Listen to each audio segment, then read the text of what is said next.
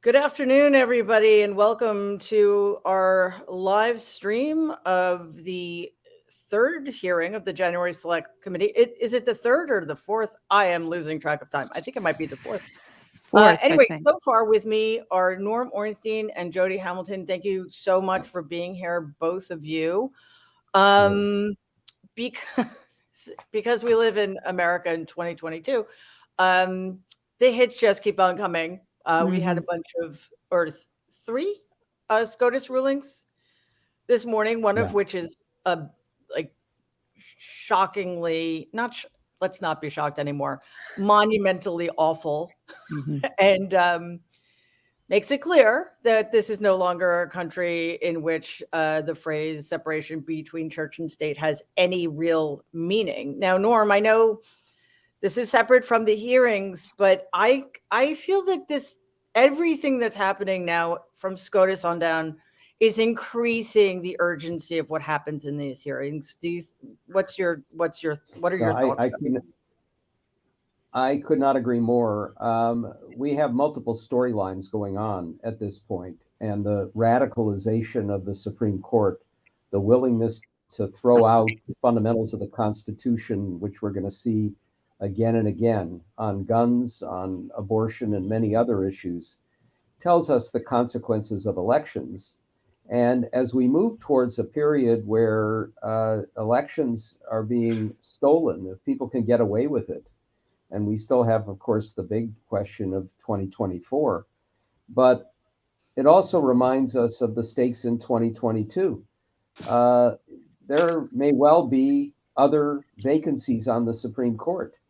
And if it's a Republican Senate, then there'll be zero ability for Biden to fill those seats, but there will also be zero ability to fill the critical seats that will be available on appeals courts.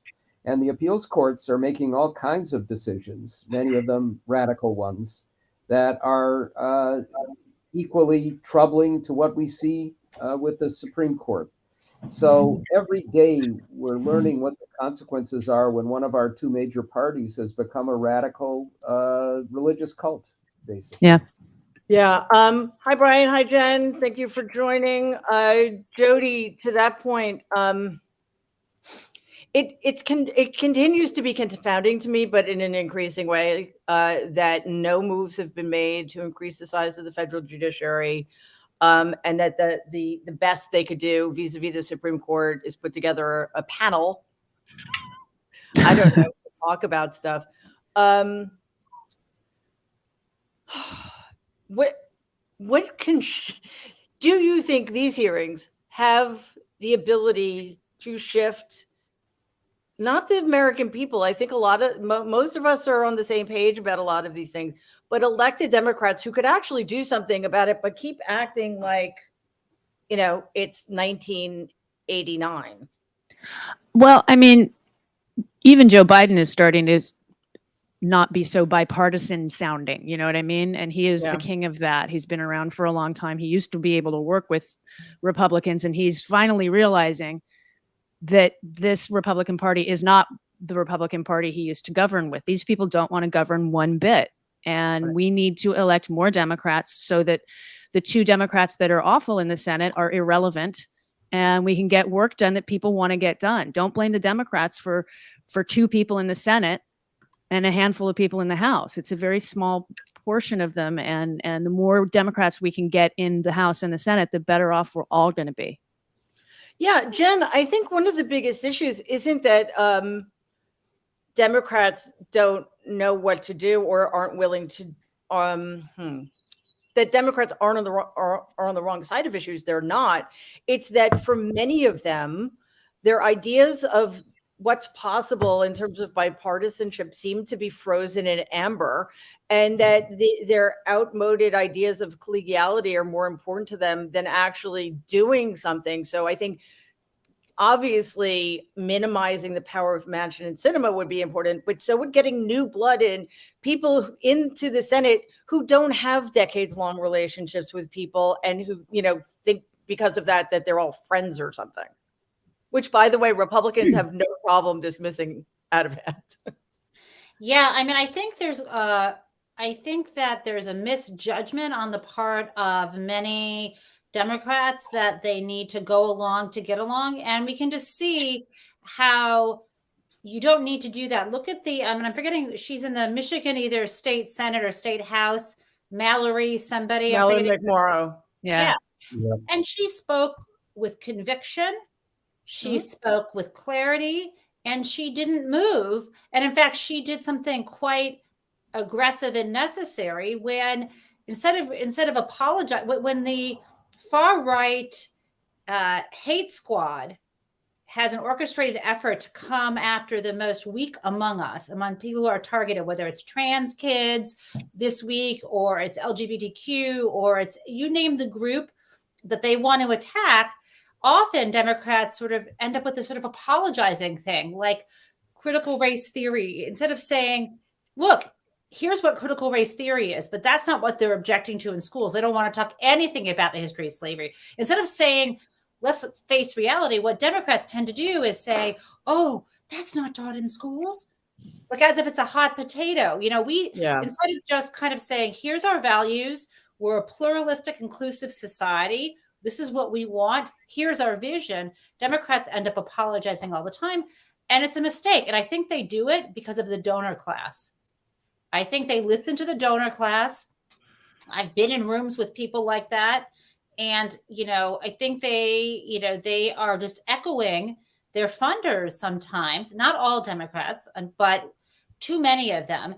Yeah. And I think that they're making a mistake because I think that even the donor class notices when people like Mallory McMorrow get attention, you know?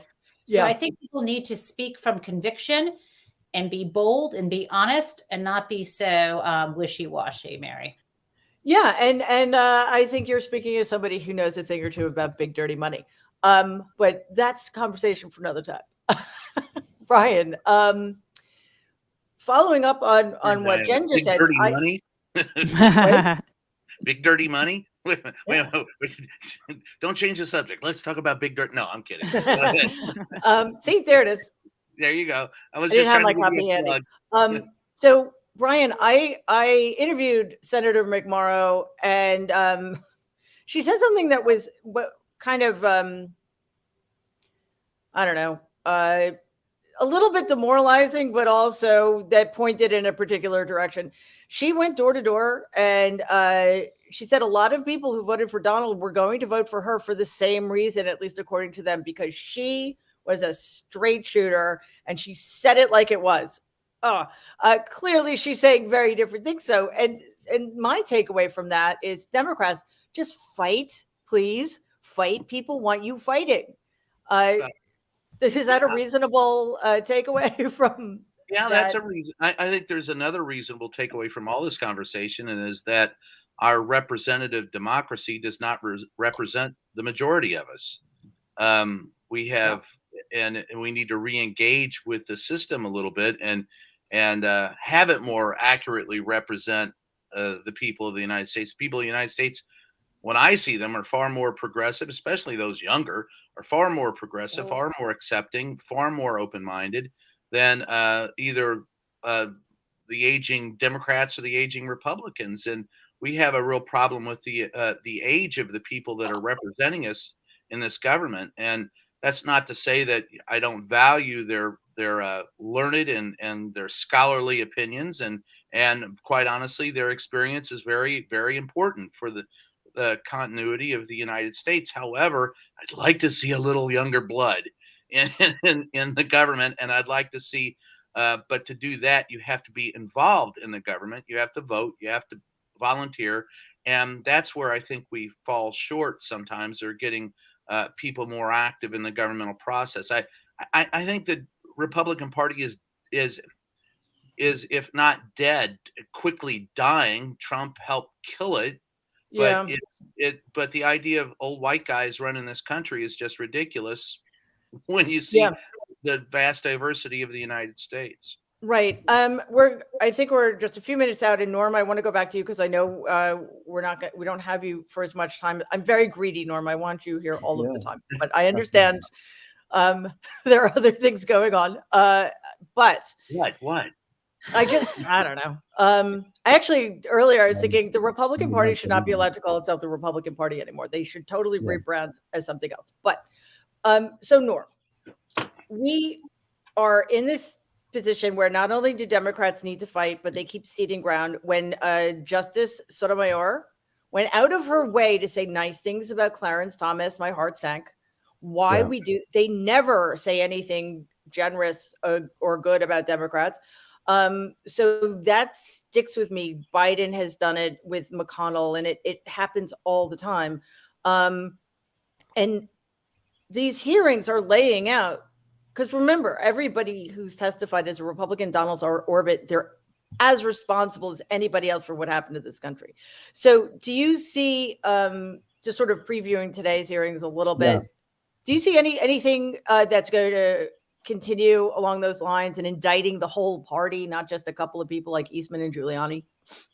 I hope a little bit. A couple of points, Mary. I've had a little bit of a Twitter tiff with Bill Scher, who just wrote a piece saying that the face of the Democrats should be Kyrsten Sinema because of how she has heroically found these reasonable Republicans to do an infrastructure deal and now a gun deal. Wait a second. Can you believe that? He lives down the street from me, Norm. Do you want me to go beat him up? Sorry.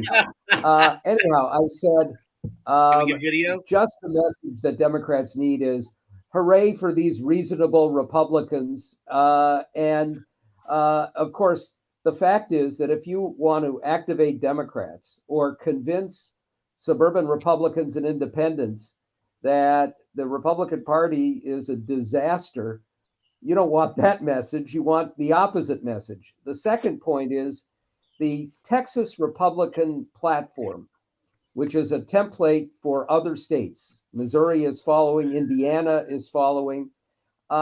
It's not new, by the way. I wrote a piece, I went back in 2014 about the radicalism of the Republican Party, including what the then Texas Republican Party platform was, which was, among other things, abolish the Fed, throw the United Nations out of the United States, and other crazy things.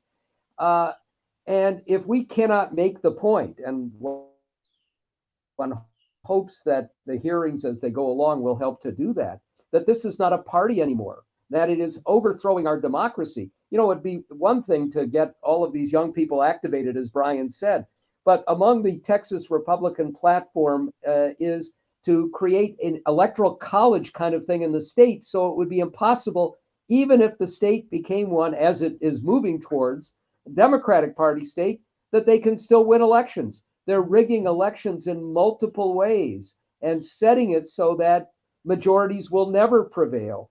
And unless we get a public that gets jolted into realizing otherwise, we're going to be in even deeper shit than we have been in, and we're moving in that direction. These hearings today, I think, is going to have more proof that Trump knew exactly what was going on and participated actively in it. We're going to see more of that. We're going to have direct testimony, not hearsay, as these hearings go along, that Trump knew he lost and was doing things that he knew were illegal. But it's not just him. And to see Mike Pence now respond to a question, has any president lied as much as Joe Biden? And he says yes, tells us that to say that he's a hero is, shall we say, stretching it beyond credibility. Yeah, I was right. You were all over that, Norm, on Twitter. And to call Pence a hero is to be willfully blind. Sound familiar?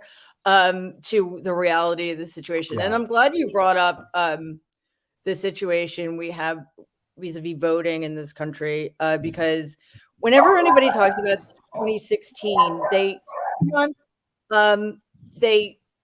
who doubts the outcome of the 2016 election, as I do, nobody really ever mentions the hundreds of thousands, if not millions of Americans who weren't allowed to vote.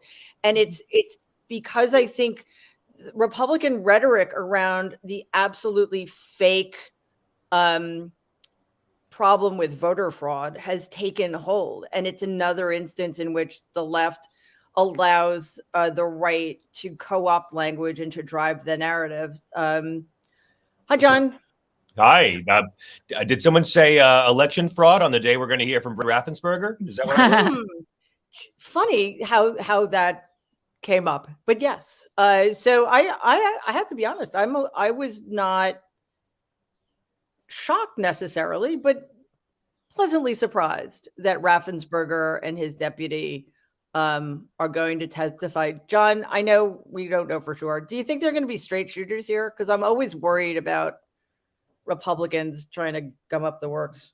As am I, but I'm not altogether sure that the committee would have invited him if they thought there was a reasonable chance that he was going to pull a bait and switch to make them all look bad. I mean, that's a good point. I totally forgot the whole idea of preparation. Sorry. He did manage to get reelected after committing the crime of telling the truth in Georgia. So, you know, I mean, and Georgia politics are going to be the most interesting story this year to see how many good old white folks in Georgia are going to turn out for Herschel Walker on the family values ticket.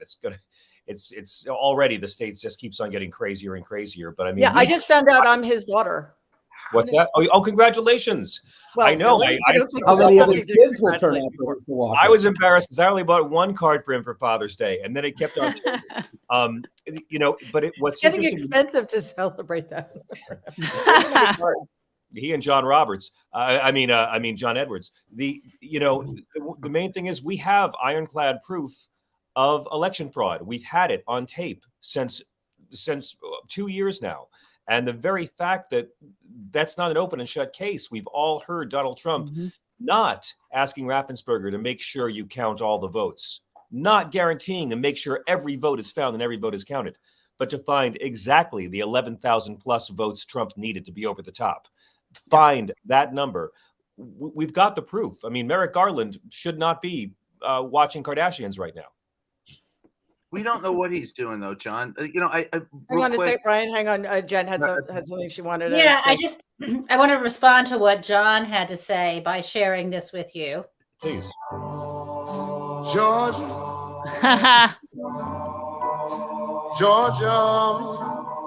Okay. All right. Sorry. That's what I have. That's my comment. There you go.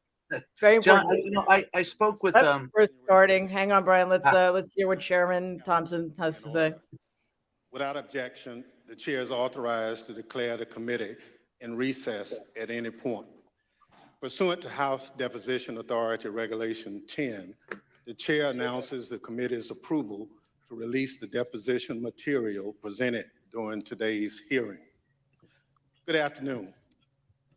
At our last hearing, we told the story of a scheme driven by Donald Trump to pressure former Vice President Mike Pence to illegally overturn the election results.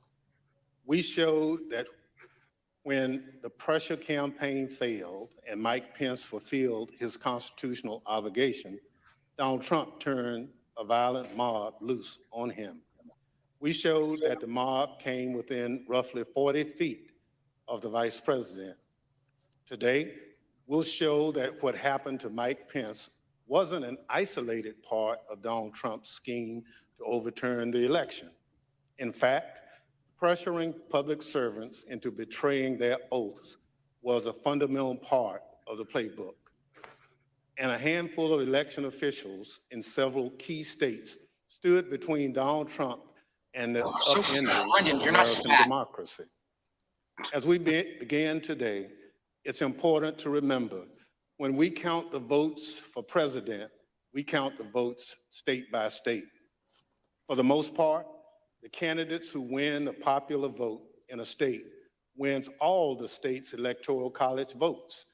And whoever wins a majority of the electoral college votes wins the presidency. So when Donald Trump tried to overturn the election results, he focused on just a few states.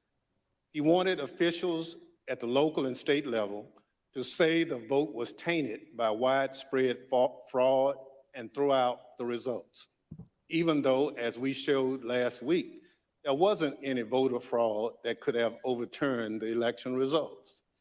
And like Mike Pence, these public servants wouldn't go along with Donald Trump's scheme. And when they wouldn't embrace the big lie and substitute the will of the voters with Donald Trump's will to remain in power, Donald Trump worked to ensure they face the consequences. Threats to people's livelihood and lives. Threats of violence that Donald Trump knew about and amplified. And in our other hearings, we can't just look backward at what happened in late 2020 and in the early 2021, because the danger hadn't gone away. Our democracy endured a mighty test on January 6th and in the days before. We say our institutions held. But what does that really mean? Democratic institutions aren't abstractions or ideas. They are local officials who oversee elections, secretaries of state, people in whom we placed our trust that they'll carry out their duties. But what if they don't? 2 weeks ago, New Mexico held its primary elections. One county commission refused to certify the results, citing vague, unsupported claims dealing with Dominion voting machines. The court stepped in, saying New Mexico law required the commission to certify the results. 2 of the 3 members of the commission finally relented. One still refused, saying his vote, quote, isn't based on any evidence. It's not based on any facts. It's only based on my gut feeling and my own intuition, and that's all I need. By the way, a few months ago, this county commissioner was found guilty of illegally entering the Capitol grounds on January 6th. This story reminds us of a few things. First, as we've shown in our previous hearings, claims that widespread voter fraud tainted the 2020 presidential election have always been a lie. Donald Trump knew they were a lie, and he kept amplifying them anyway. Everything we described today, the relentless, destructive pressure campaign on state and local officials, was all based on a lie. Donald Trump knew it, he did it anyway.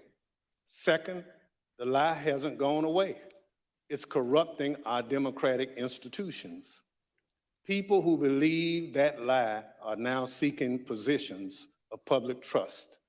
And as seen in New Mexico, their oath to be to the people they serve will take a backseat to their commitment to the big lie.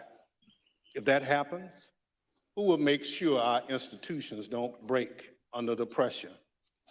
We won't have close calls. We'll have a catastrophe.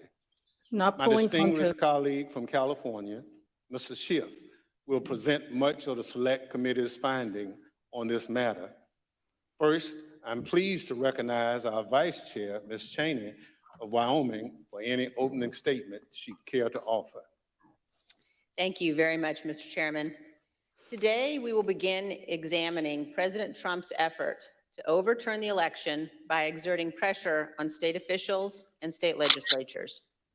Donald Trump had a direct and personal role in this effort, as did Rudy Giuliani, as did John Eastman.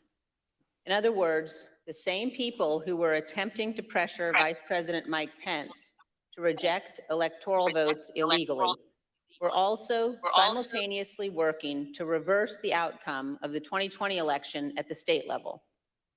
Each of these efforts to overturn the election is independently serious. Each deserves attention both by Congress and by our Department of Justice. But as a federal court has already indicated, these efforts were also part of a broader plan. And all of this was done in preparation for January 6th. I would note 2 points for particular focus today. First, today you will hear about calls made by President Trump to officials of Georgia and other states. As you listen to these tapes, keep in mind what Donald Trump already knew at the time he was making those calls. He had been told over and over again that his stolen election allegations were nonsense. For example, this is what former Attorney General Bill Barr said to President Trump about allegations in Georgia. We took a hard look at this ourselves, and based on our review of it, including the interviews of the key witnesses, the Fulton County allegations had no merit. The ballots under the table were legitimate ballots. They weren't in a suitcase. They had been pre-opened for eventually feeding into the machine. All the stuff about the water leak and that there was some subterfuge involved. We felt there was some confusion, but there was no evidence of a subterfuge to create an opportunity to feed things into the count.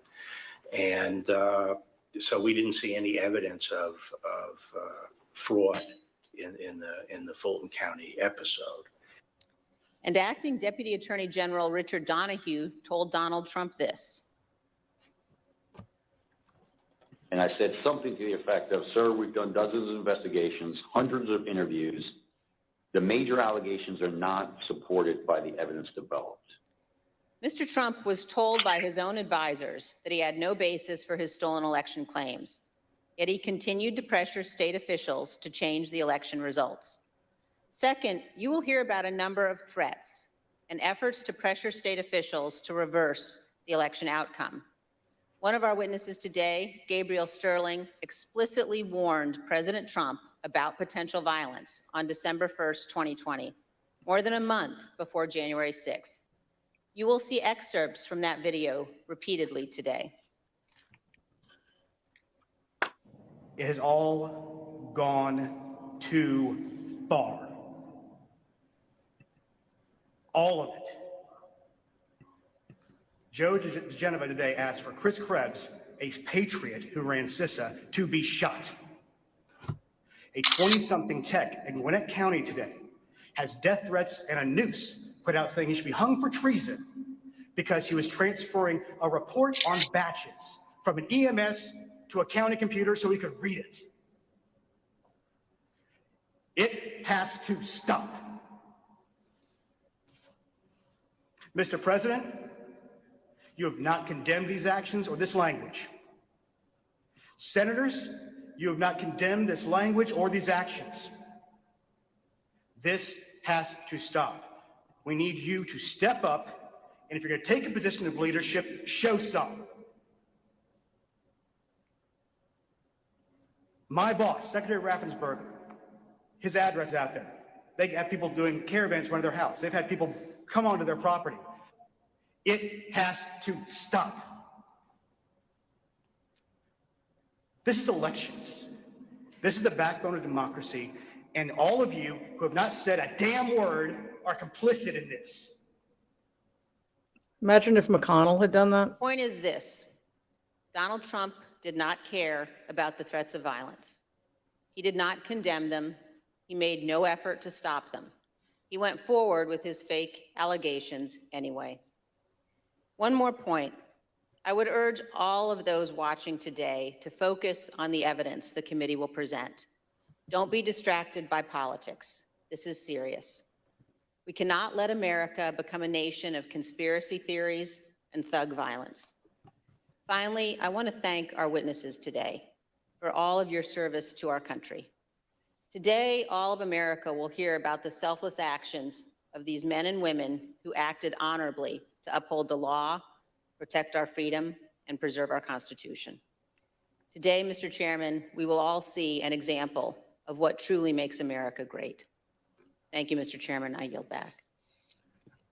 Without objection, the chair recognizes the gentleman from California, Mr. Schiff, for an opening statement. Thank you, Mr. Chairman and Madam Vice Chair. On November 3rd, 2020, Donald Trump ran for re-election to the office of the presidency, and he lost. His opponent, Joe Biden, finished ahead in the key battleground states of Arizona, Michigan, Wisconsin, Pennsylvania, Georgia, and elsewhere. Nevertheless, and for the first time in history, the losing presidential candidate fought to hold on to power. As we have seen in previous hearings, he did so through a variety of means. On Election Day, he sought to stop the counting of the vote, knowing that the millions of absentee ballots elections officials would be counting on Election Day and thereafter would run strongly against him and deliver a victory to Joe Biden. Next, and when he could not stop the counting, he tried to stop state legislatures and governors from certifying the results of the election. He went to court and filed dozens of frivolous lawsuits, making unsubstantiated claims of fraud. When that too failed, he mounted a pressure campaign directed at individual state legislators to try to get them to go back into session and either declare him the winner, decertify Joe Biden as the winner, or send two slates of electors to Congress, one for Biden and one for him, and pressure Vice President Pence to choose him as the winner. But the state legislatures wouldn't go along with this scheme, and neither would the vice president. None of the legislatures agreed to go back into special session and declare him the winner.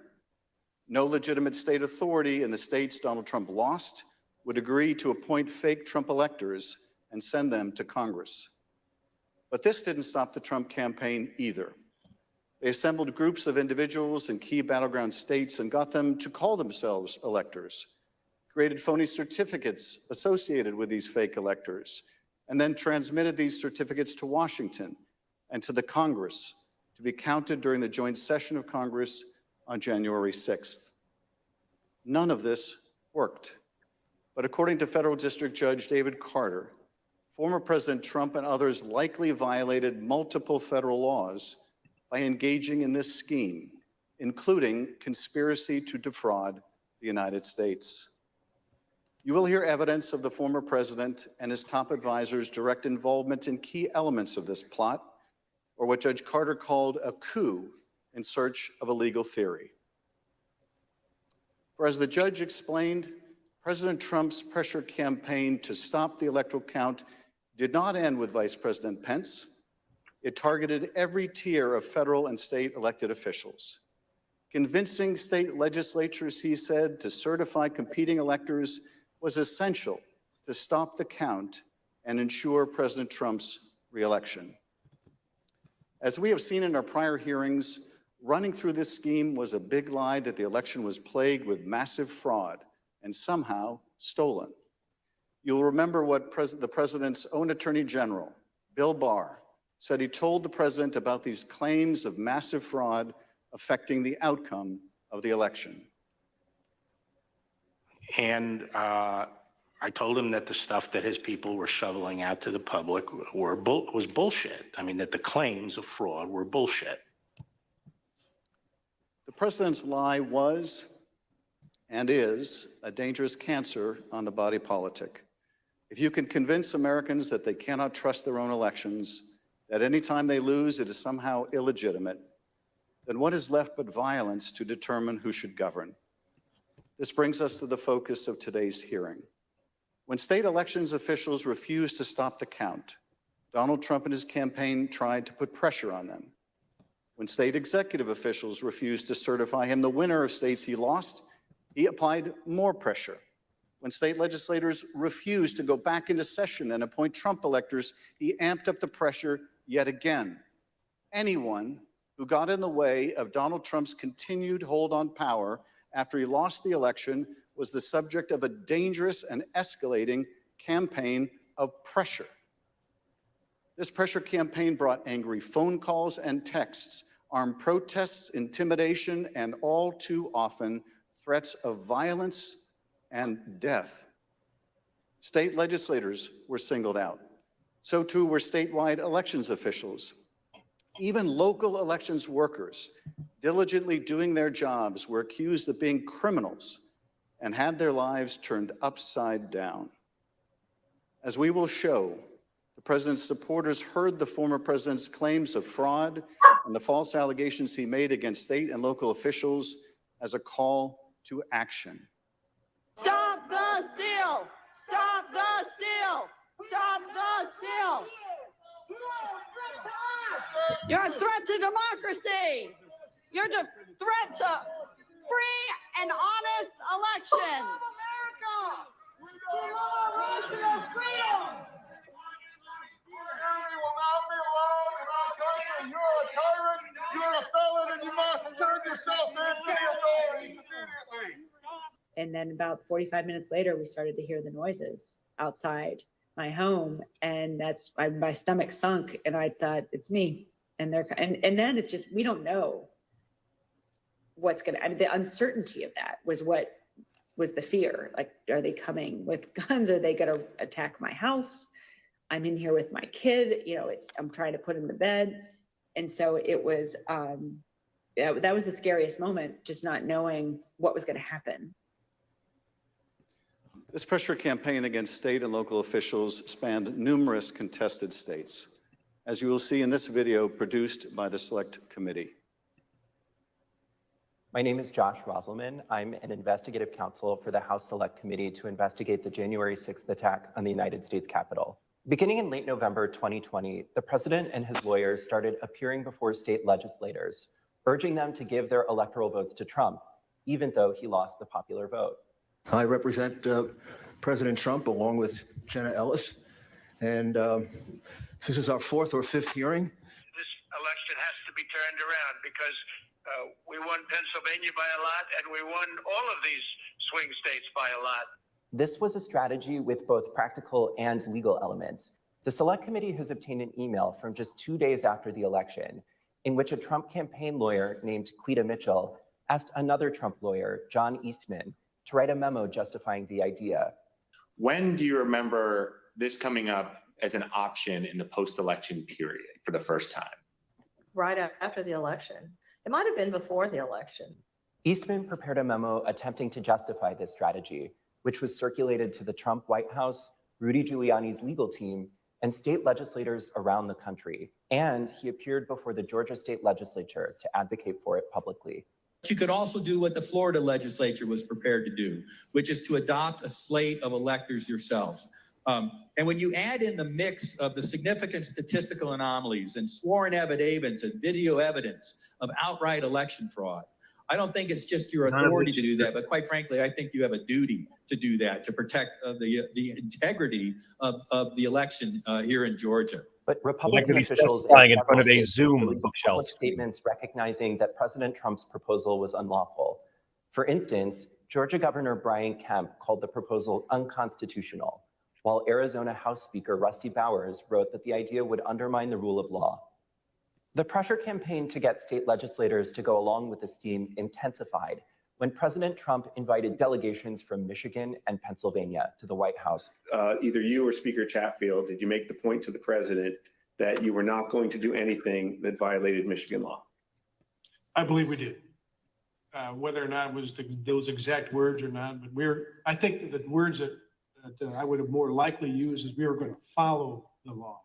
Nevertheless, the pressure continued.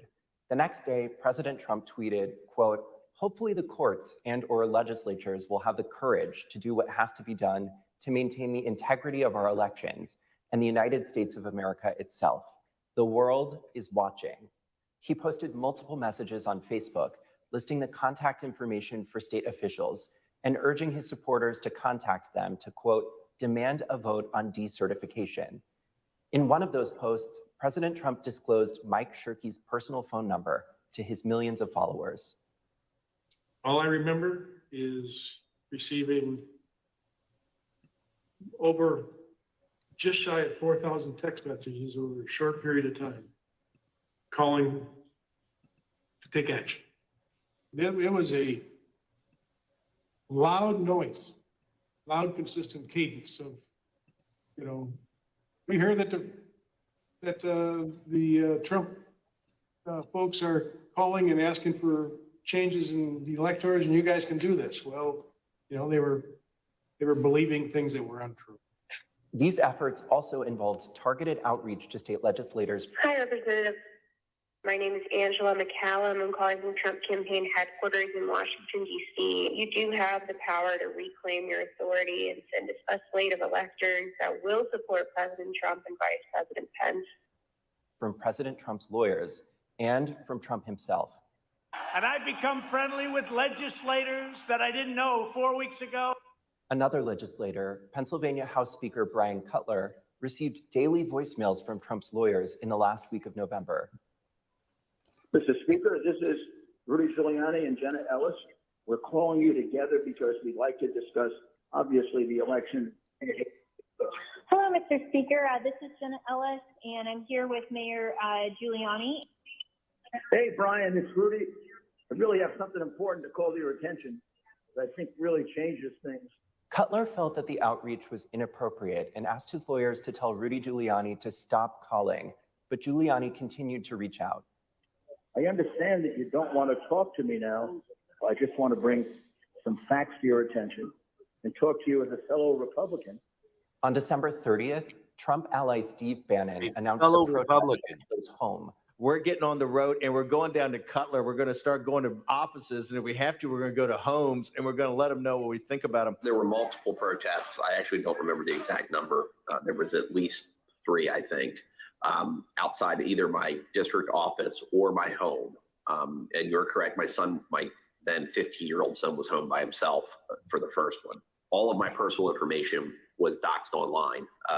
It was my personal email, my personal cell phone, my home phone number. In fact, we had to disconnect our home phone for about 3 days because it would ring all hours of the night and would fill up with messages. Brian Cutler, we're outside. Clerks facing felony charges in Michigan. Poll watchers denied access in Pennsylvania. These ads were another element in the effort. The Trump campaign spent millions of dollars running ads online and on television. The evidence is overwhelming. Call your governor and legislators. Demand they inspect the machines and hear the evidence. Public pressure on state officials often grew dangerous in the lead up to January 6th.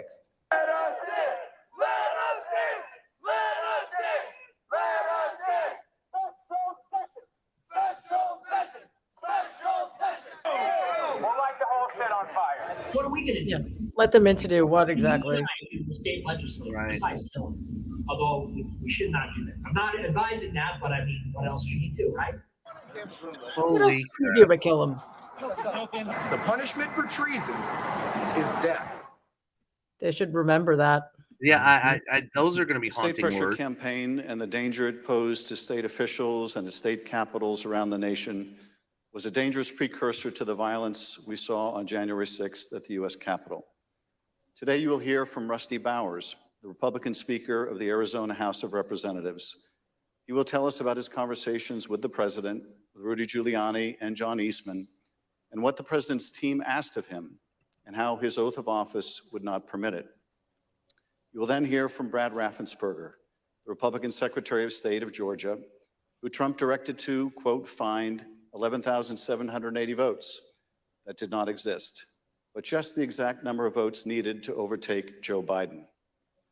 You will also hear from Gabriel Sterling, the chief operating officer, his chief operating officer, about the spurious claims of fraud in the elections in Georgia, and who, responding to a cascading set of threats to his elections team, warned the president to stop, that someone was going to get killed.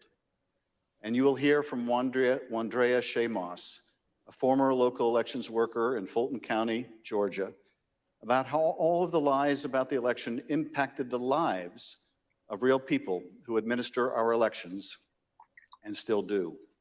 You will hear what they experienced when the most powerful man in the world, the President of the United States, sought to cling to power after being voted out of office by the American people. The system held, but barely.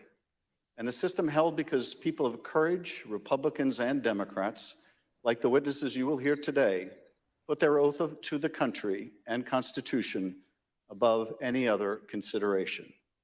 They did their jobs, as we must do ours. Thank you, Mr. Chairman, and I yield back. I now welcome our first panel of witnesses. We're joined today by a distinguished legislator from Arizona, Rusty Bowers, who's a Republican Speaker of the Arizona House of Representatives. Mr. Bowers was first elected to the state legislature in 1993 and has served as Speaker since 2019. Welcome, Speaker Bowers.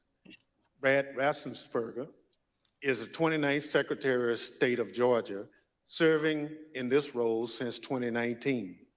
As an elected official and a Republican, Secretary Raffensberger is responsible for supervising elections in Georgia and maintaining the state's public records. Welcome, Mr. Secretary. Gabriel Sterling is the Chief Operating Officer in the Georgia Secretary of State's office. Mr. Sterling was the statewide voting systems implementation manager for the 2020 election in Georgia, responsible for leading the Secretary of State's response to the COVID pandemic and rolling out modernized voting equipment. I will swear in our witnesses. The witnesses will please stand. Just Raise your reminds you right how hand. close we came in so many different ways. I mean, it was literally one person These here, swear two are people there. informed, It's just affirmed on the penalty of perjury enraging, that but the terrifying. testimony you're about to It You know does what it seem also like reminds me, Mary, whole truth is and that nothing but the we're only truth. seeing the So help ones you who God. had courage. Are there 5, 10, Thank you. 20 Please be others seated. who didn't? Let the record reflect that the it witnesses does seem like answered an in the added focus is affirmative. being placed today on future elections Speaker as opposed Bowers, to thank you for 2020. being with us Yeah. today. You're the Speaker of And the all these people Arizona are now being House and a purged. They won't self-described exist in the conservative GOP in Republican. 2022, 2024. You That's campaigned for very President Trump and with him during the 2020 election. What they're going They've for. only Is called it fair Republican to witnesses. say that you wanted Donald Trump to win a second term in office?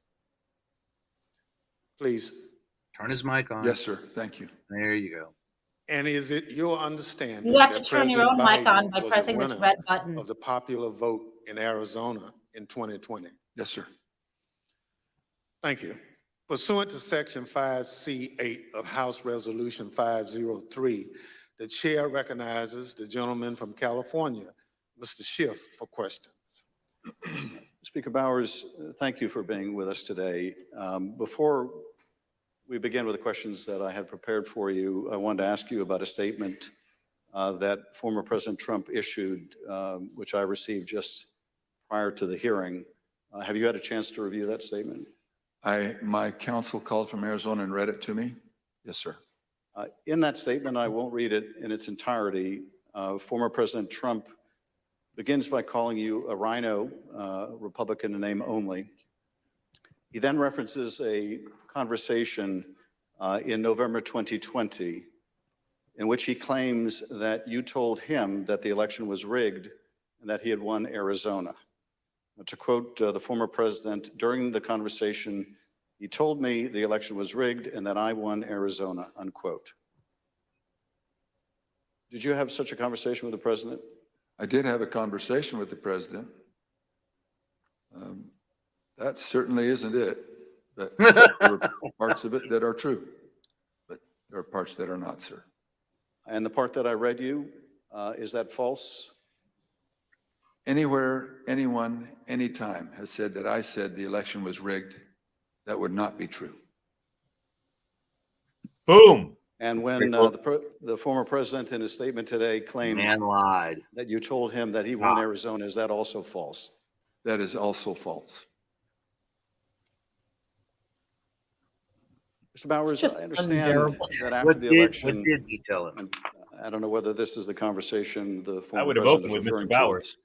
But after the election, you received a phone call from President Trump and Rudy Giuliani in which they discussed the result of the presidential election in Arizona. If you would, tell us about that call and whether the former president or Mr. Giuliani raised allegations of election fraud. Thank you. My wife and I had returned from attending our church meetings. It was on a Sunday. Uh-oh. And we were still in the driveway, and I had received a call from a colleague telling me that the White House was trying to get in touch with her and I, and that she said, please, if you get a call, let's try to take this together. Immediately, I saw that the White House on my Bluetooth was calling, and I took the call and was asked by I would presume the operator at the White House if I would hold for the president, which I did, and Mr. Giuliani came on first, and niceties, then Mr. Trump, President Trump, then President Trump came on, and we initiated a conversation. During that conversation, did you ask Mr. Giuliani for proof of these allegations of fraud that he was making? On multiple occasions, yes.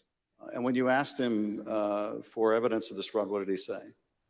He said that they did have proof, and I asked him, do you have names? For example, we have 200,000 illegal immigrants, some large number, 5,000 or 6,000 dead people, etc. And I said, do you have their names? Yes. Will you give them to me? Yes. The president interrupted and said, give the man what he needs, Rudy. He said, I will. And that happened on at least 2 occasions, that interchange in the conversation. So Mr. Giuliani was claiming in the call that there were hundreds of thousands of undocumented people and thousands of dead people who had Rudy's so screwed. purportedly voted in the election? Yes. And you asked him for evidence of that? I did. And did you ever receive from him that evidence either during the call, after the call, or to this day? Never. Never. What was the ask during this call? He was making these allegations of fraud, but he had something or a couple things that they wanted you to do. What were those? The ones I remember were first that we would hold, that I would allow an official committee at the Capitol so that they could hear this evidence and that we could take action thereafter. And I refused. I said, up to that time, the circus, I called it a circus, had been brewing with lots of demonstrations, both at the counting center, at the Capitol, and other places. And I didn't want to have that in the House. I did not feel that the evidence, granted in its absence, merited a hearing, and I didn't want to be used as a pawn if there was some other need that the committee hearing would fulfill. So that was the first ask, that we hold an official committee hearing. And what was his second ask? I said, to what end? To what end the hearing?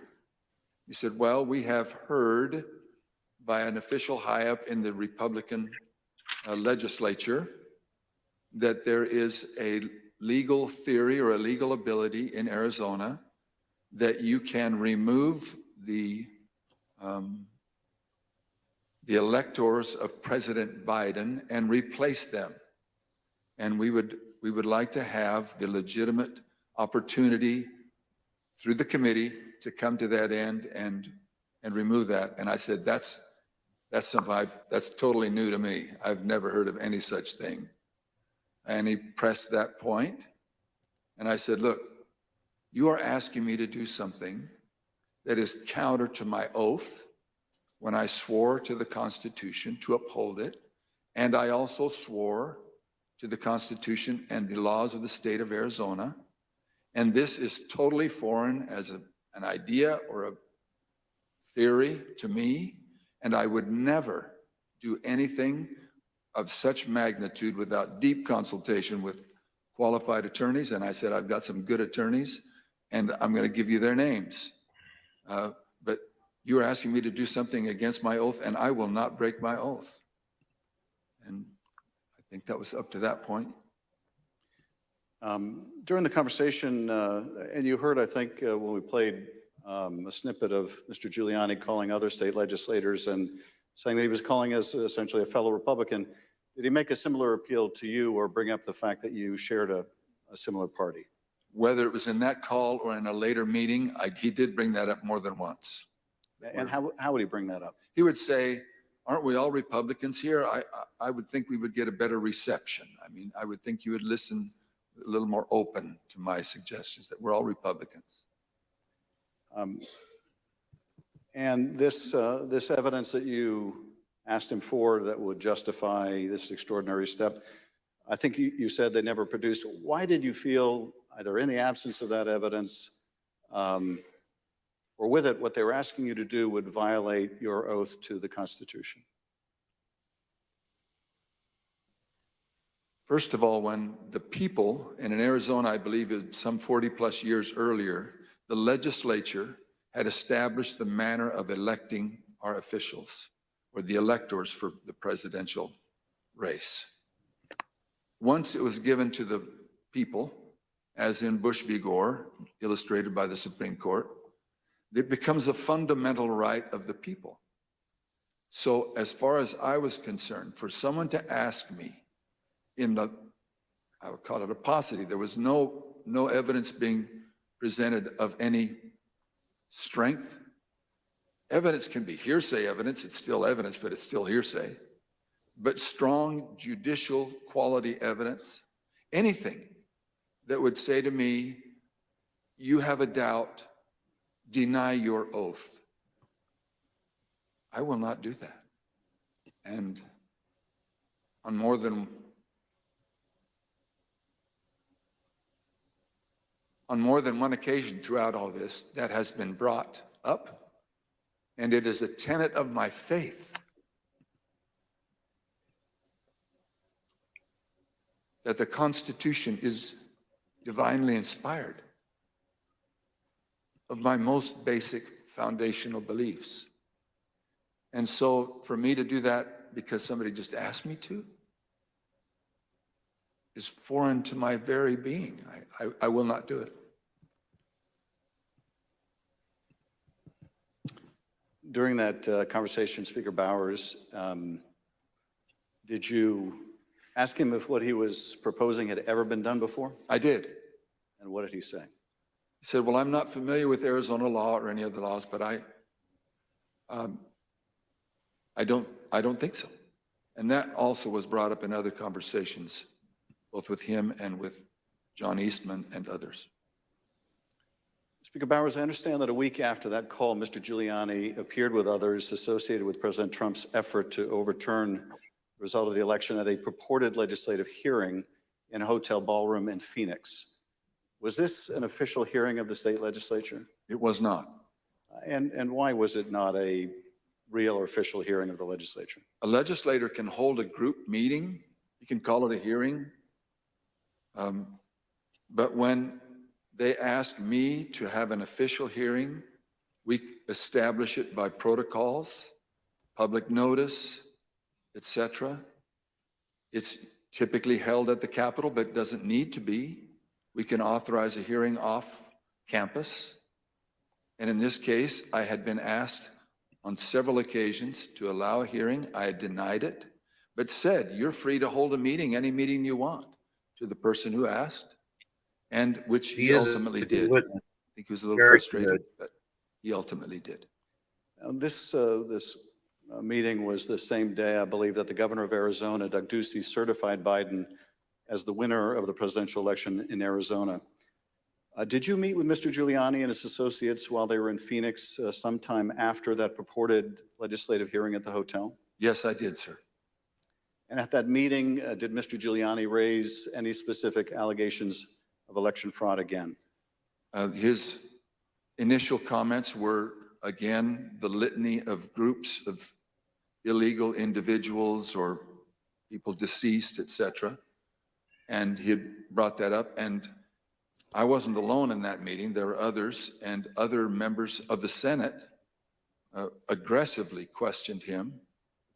And then I proceeded to question him on the proof that he was going to bring me, etc. But he did bring those up, yes. And these other legislators were also Republican members of the Senate? They were, yes, sir. And did they also press him for proof of these allegations?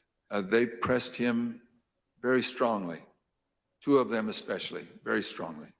And at some point, did Mr. Giuliani ask one of the other attorneys on his team to help him out with the evidence? He did. He asked Jenna Ellis, who was sitting to his right. One thing was that it was more to the point of, was there sufficient evidence or action that we could justify the recalling of the electors? But at that part of the conversation, I know he referred to someone else. But he did ask, do we have the proof, to Jenna, Miss Ellis? And she said, yes. And I said, I want the names. Do you have the names? Yes. Do you have how they voted? We have all the information. I said, can you get to me that information? Did you bring it with you? She said, no. Both Mr. Giuliani asked her and I asked generally if they'd brought it with them. She said, no, it's not with me, but we can get it to you. And I said, then you didn't bring me the evidence, which was repeated in different iterations for called the some Palin period of defense. At some point, did one of them make a comment that they didn't have evidence, but they had a lot of theories? That was Mr. Giuliani. And what exactly did he say and how that come up? My recollection, he said, we've got lots of theories, we just don't have the evidence. And I don't know if that was a gaffe. Maybe he didn't think through what he said, but both myself and others in my group, the three in my group and my council, both remembered that specifically, and afterwards we kind of laughed about it. And Yeah, you know, the getting checks back in the to that mail. ask in that phone call that preceded this meeting, Promise not to. he wanted you to The dog ate our fraud work. have the legislature dismiss the Biden electors and replace them with Trump electors on the basis of these theories of fraud? He did not say it in those exact words, but he did say that Arizona law, according to what he understood, that would be allowed and that we needed to come into session to take care of that, which initiated a discussion about, again, what I can legally and not legally do. And I can't go into session in Arizona unilaterally or on my sole prerogative. In this meeting or at any other later time, did anyone provide you with evidence of election fraud sufficient to affect the outcome of the presidential election in Arizona? No one provided me ever such evidence. The Select Committee has uncovered evidence in the course of our investigation that had stopped the steal protests at state capitals across the country. There were individuals with ties to the groups or parties involved in the January 6th attack on the US Capitol. One of those incursions took place in the Arizona House of Representatives building, as you can see in this footage.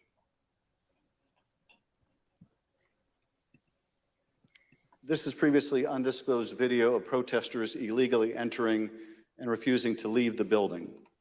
One of the individuals prominently shown in this video is Jacob Chansley. Perhaps better known as the QAnon shaman, this rioter entered the Capitol on January 6th, was photographed leaving a threatening note on the dais in the US Senate chamber, and was ultimately sentenced to 41 months in prison after They love to pleading guilty desecrate the to flag. It's obstruction amazing. of an official proceeding. Other protesters who Didn't I occupied the see an Arizona Always House of Sunny in Representatives Philadelphia? building included Proud Boys, while men armed with rifles stood just outside the entrance. I understand these protesters were calling for you by name, Speaker Bowers. Is that correct? That is correct. Speaker Bowers, did the president call you again in later in December? He did, sir. What Did you happens tell if the Ed president Harris in that doesn't second get past call his that Bowser you in the movie? supported him, that you voted for him, but that you were not going to do anything illegal for him? I did, sir. Nevertheless, his lawyer, John Eastman, called you some days later on June 4th, 2021. And he did have a very specific ask that would have required you to do just what you had already told the president you wouldn't do, something that would violate your oath. Is that correct? That's correct. It wasn't just me. I had my counsel and others on the call. And what did Dr. Eastman want you to do? That we would, in fact, take a vote to overthrow, or I shouldn't say overthrow, that we would decertify the electors, and that because we had plenary authority to do so. And he cited Article 2, Section 1, I think it's Clause 2, and said that in his opinion, that gave us the authority. If there was, I don't recall him saying sufficient evidence, but there was some call or some strong reason to do so or justification to do so that we could do that.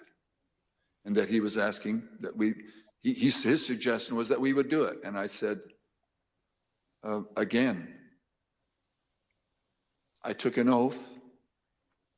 For me to take that, to do what you do would be counter to my oath.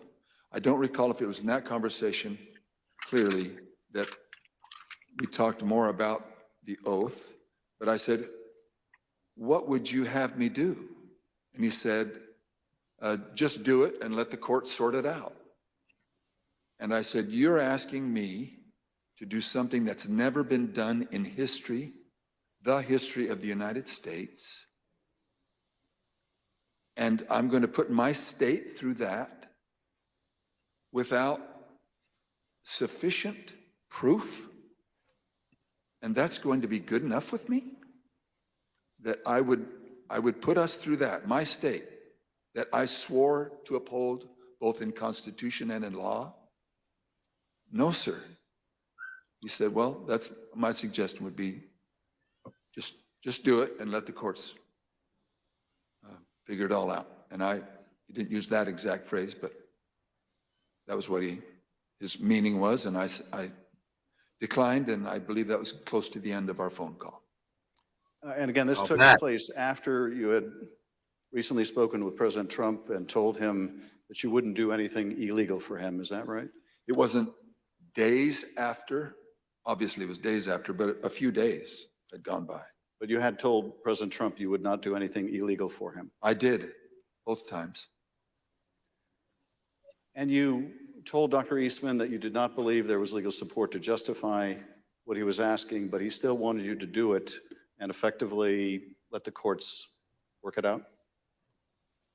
I've been warned, don't say things you think maybe he said, but I do remember him saying that the authority of the legislature was plenary and that you can do it. I said, then you should know that I can't even call the legislature into session without a 2/3 majority vote. We're only 30+1. There's no way that could happen. But in your view, what he was asking you to do would have violated your oath to the Constitution, both the United States Constitution and the Constitution of the state of Arizona? Yes, sir. Did you also receive a call from U.S. Representative Andy Biggs of Arizona on the morning of January 6th? I did. Here we go. What did Mr. Biggs ask you to do? I believe that was the day that the vote was occurring to each state to have certification or to declare the certification of the electors. December 14th? He asked if I would sign on both to a letter that had been sent from my state and or that I would support the decertification of the electors. And I said I would not. Mr. Speaker, on December 4th, 2020, shortly after your meeting with Rudy Giuliani and other allies of President Trump, you released a statement publicly addressing, quote, calls for the legislature to overturn the 2020 certified election results. The statement is very straightforward in explaining the, quote, breathtaking request, unquote, made by representatives of President Trump, quote, that the Arizona legislature overturn the certified results of last month's election and deliver the state's electoral college votes to President Trump, unquote. Why did you believe, as you wrote in this statement, that the rule of law forbid you from doing what President Trump and his allies wanted you to do? Representative, I'm sorry, I should be saying, Mr. Chairman, Representative Schiff, there's two sides to the answer. One is, what am I allowed to do? And what am I forbidden to do? We have no legal pathway, both in state law, nor to my knowledge in federal law, for us to execute such a request. And I am not allowed to walk or act beyond my authority. If I'm not specifically authorized as a legislator, as a legislature, then I cannot act to the point of calling us into session. Some say that just a few legislators have plenary authority, and that has come as part of all of this discussion, I'll call it. But so to not have authority and be forbidden to act beyond my authority on both counts, I am not authorized to take such action, and that would deny my oath. In your statement, you included excerpts from President Ronald Reagan's inaugural address in 1981. The newly inaugurated president told the country, quote, the orderly transfer of authority as called for in the Constitution routinely takes place as it has for almost 2 centuries, and few of us stop to think how unique we really are. In the eyes of many in the world, this every 4-year ceremony we accept as normal is nothing less than a miracle. Tell us, if you would, Mr. Speaker, why did you include President Reagan's words in your public statement? Mr. Chairman, Representative Schiff, because I have a lot of admiration for Ronald Reagan. I've had the opportunity of going through his home with one other person and walking through, and Stealing everything. No, I'm sorry. I have a lot of admiration for him. When he pointed out, which is, I have lived in other country for a period of time and have visited a few countries, and during election times, the fact that we allow an election, support an election, and stand behind the election, even in the past when there have been serious questions about the election, and then move on without disturbance and with acceptance that we choose to follow the outcome of the will of the people. That will, it means a lot to me, and I know it meant a lot to him. And so we included that.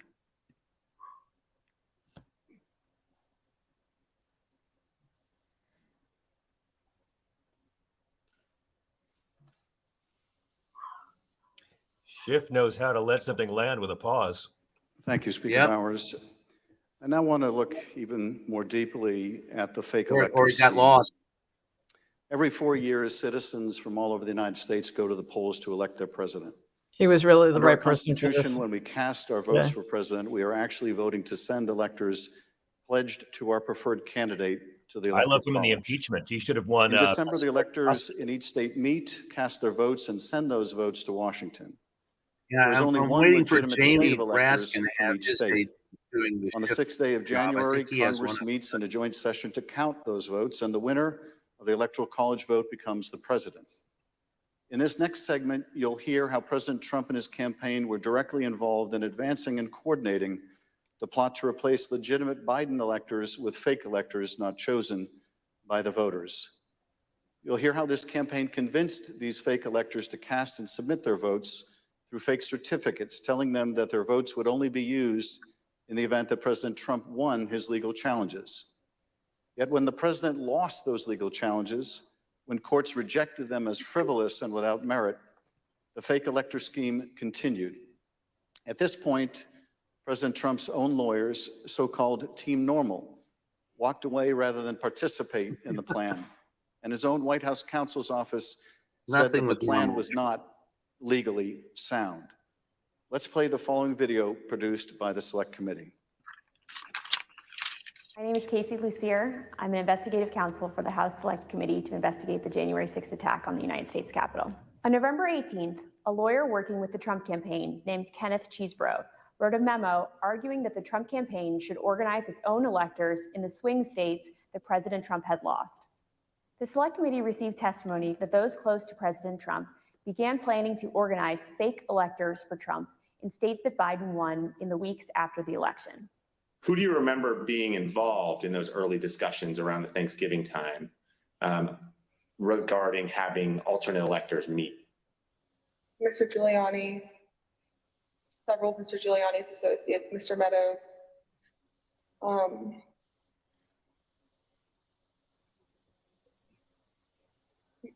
Members of Congress, although it's difficult to distinguish if the members I'm thinking of were involved during Thanksgiving or if they were involved as we progressed through December. At the president's direct request, the RNC assisted the campaign in coordinating this effort.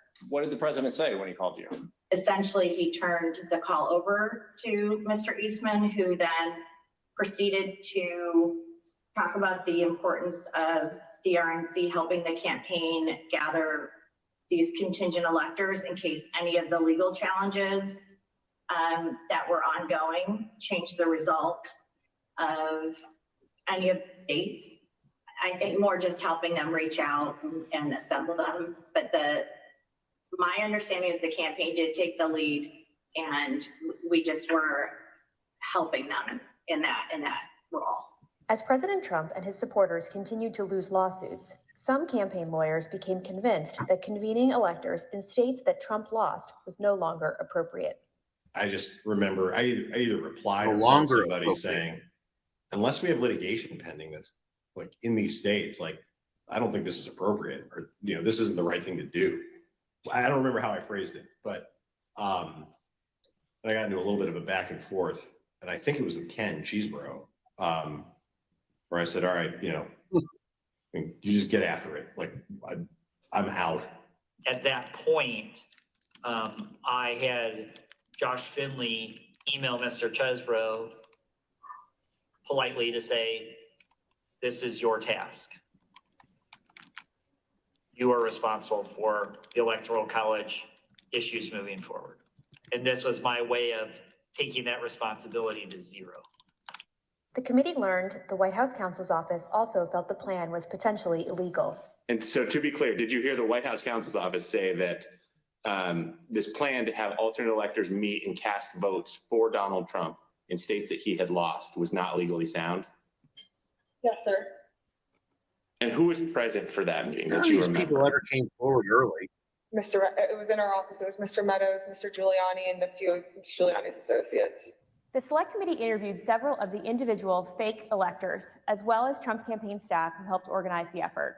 We were just, kind of useful idiots or rubes at that point. A strong part of me really feels that it's just kind of as the road continued and as that was failure, that got formulated as what do we have on the table? Let's just do it. And now, after what we've told you today about the select committee's investigation, about the conclusion of the professional lawyers on the campaign staff, Justin Clark, Matt Morgan, and Josh Finley, about their unwillingness to participate in the convening of these electors, how does that contribute to your understanding of these issues? I'm angry. I'm angry because I think in a sense, no one really cared if people were potentially putting themselves in jeopardy. Would you have not wanted to participate in this any further as well? I absolutely would not have. Had I known that the three main lawyers for the campaign that I'd spoken to in the past and were leading up were not on board. Yeah. I was told that these would only count if a court ruled in our favor. So that would have been using our electors, it would have been using our electors in ways that we weren't told about, and we wouldn't have supported. Documents obtained by the Select Committee indicate that instructions were given to the electors in several states that they needed to cast their ballots in complete secrecy. Because this scheme involved fake electors, those participating in certain states had no way to comply with state election laws, like where the electors were supposed to meet. One group of fake electors even considered hiding overnight to ensure that they could access the state capitol, as required in Michigan. Did Mr. Norton say who he was working with at all on this effort to have electors meet? He said he was working with the president's campaign. He told me that well, there you go, direct linkage. Michigan Republican electors were planning to meet in the Capitol and hide overnight so that they could fulfill the role of casting their vote in per law in the Michigan chambers. And I told him in no uncertain terms that that was insane and inappropriate. In one state, the fake electors even asked for a promise that the campaign would pay their legal fees if they got sued or charged with a crime. Ultimately, fake electors did meet on December 14th, 2020 in Arizona, Georgia, Michigan, Pennsylvania, New Mexico, Nevada, and Wisconsin. At the request of the Trump campaign, the electors from these battleground states signed documents falsely asserting that they were the, quote, duly elected electors from their state, and submitted them to the National Archives and to Vice President Pence in his capacity as President of the Senate. Here is what some of the fake elector certificates look like as compared to the real ones. But these ballots had no legal effect.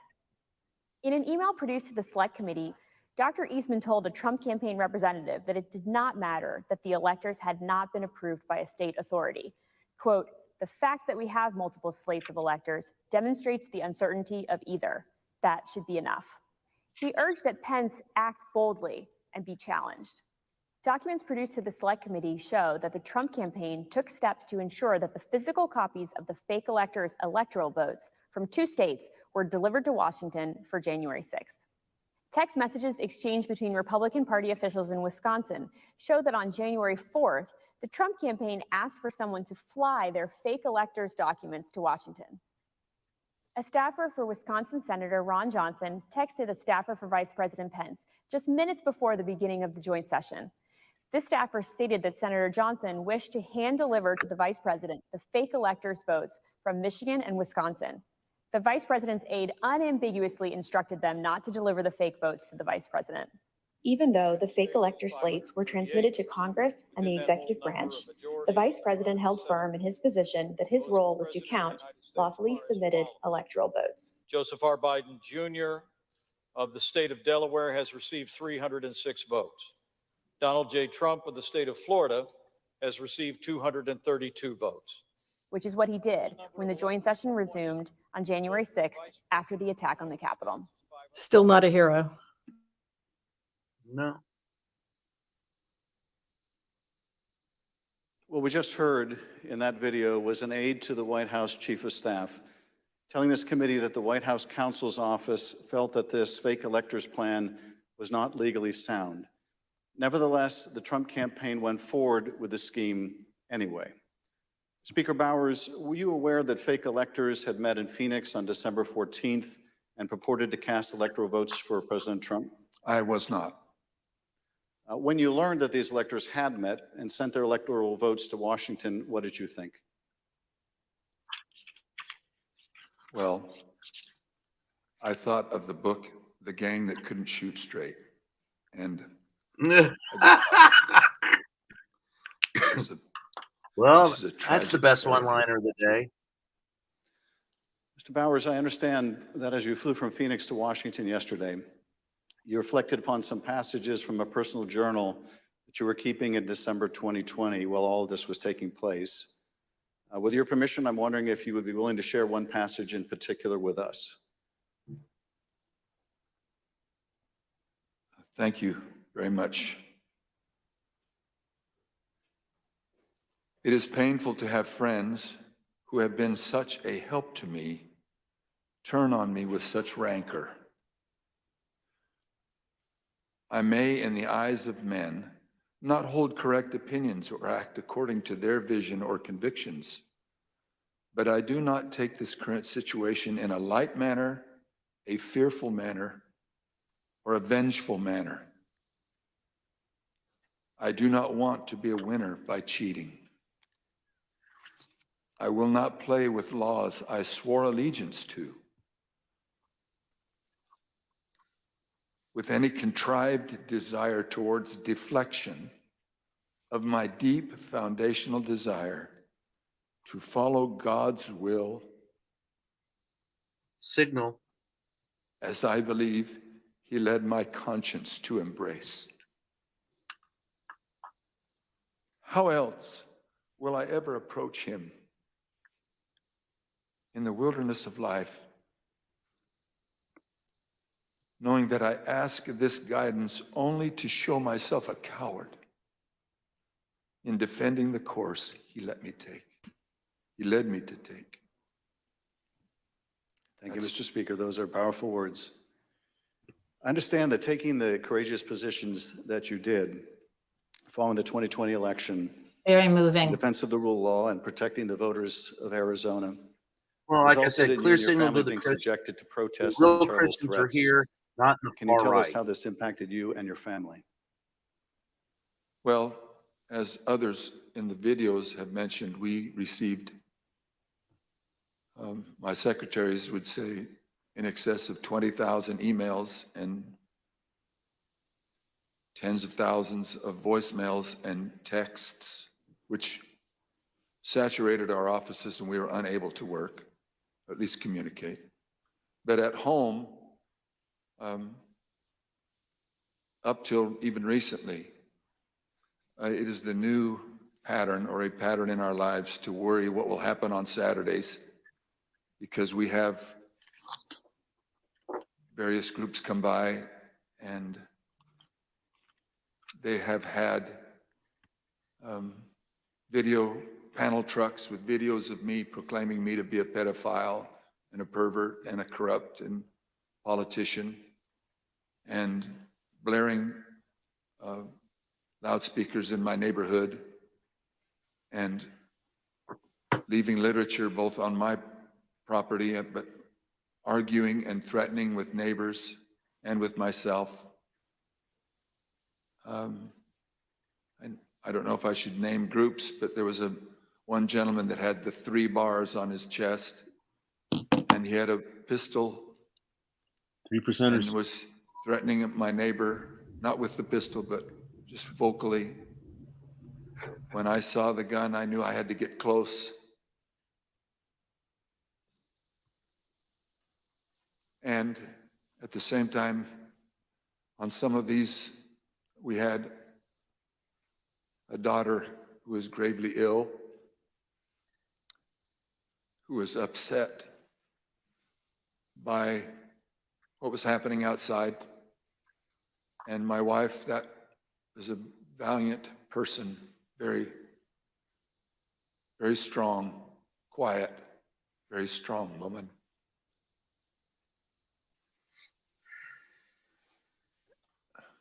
So it was disturbing. It was disturbing.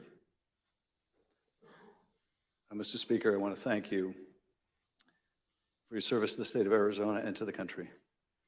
And Mr. Chairman, at this point, I think it'd be appropriate to take a short recess. Accordingly, I reserve the balance of my time. That's what a contrast between him, an old style conservative, with people like Rudy. Have escorted members and witnesses from the room. We'll have 5 minutes. You know, that's 5-minute recess. I understand not many people might be religious, but that's an example of an old school conservative who actually does put faith in country above party, a man who's motivated by true fear of God, a reckoning, his time on earth. You know, absolutely. Like I've lived a life. I have to answer to God. What do I do? And I think in his, like you said, Brian, I quoted you. I mean, if you don't mind that we shared that, you said that was a confession. I think he realizes like, what will history and what will God say? And then he's also visibly shaken because he knows as a result of him just doing his job, he is now excommunicated from the party that he served his entire life. Yeah. It just shows you where the MAGA is right now. And that was the choice, right? You could excommunicate it from the party or from your religion, your church, right? Kavita, you haven't had a chance to talk yet. Hi, it's really good to see you. Hi, guys. I'm I'm still trying angry, to like. so I know. I'm still trying to diagnose all the like psychotic features of. And actually, what's stunning to me is not what's coming out of Rudy Giuliani or Donald Trump's mouth. For each of these like incredible like examples that the committee staff found, I mean, it's what was it Jen who said? I mean, there's got to be. I can't think of even the magnitude. Like if we find this is N of 1, it must be like 10, 20x that we'll just never unearth because these are how well coordinated these attacks have been. And I really wish he would. I'm curious if are they just not explicitly naming said fake electors because there's some reason to not do it? States don't want them to, something like that. They had like pieces of it, but why aren't we kind of going through, and that'll be the basis, I think, for a lot of many. I mean, you don't want to confuse. That's you don't not want appropriate in the court of law.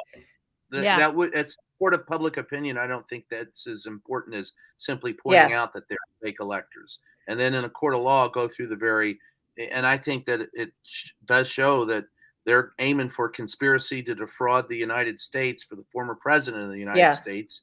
He said he's a danger to the body politic. And I think it shows that Merrick Garland has a lot more going on that we know, or we better pray. That's what I was wondering. Kind of like the Mueller investigation.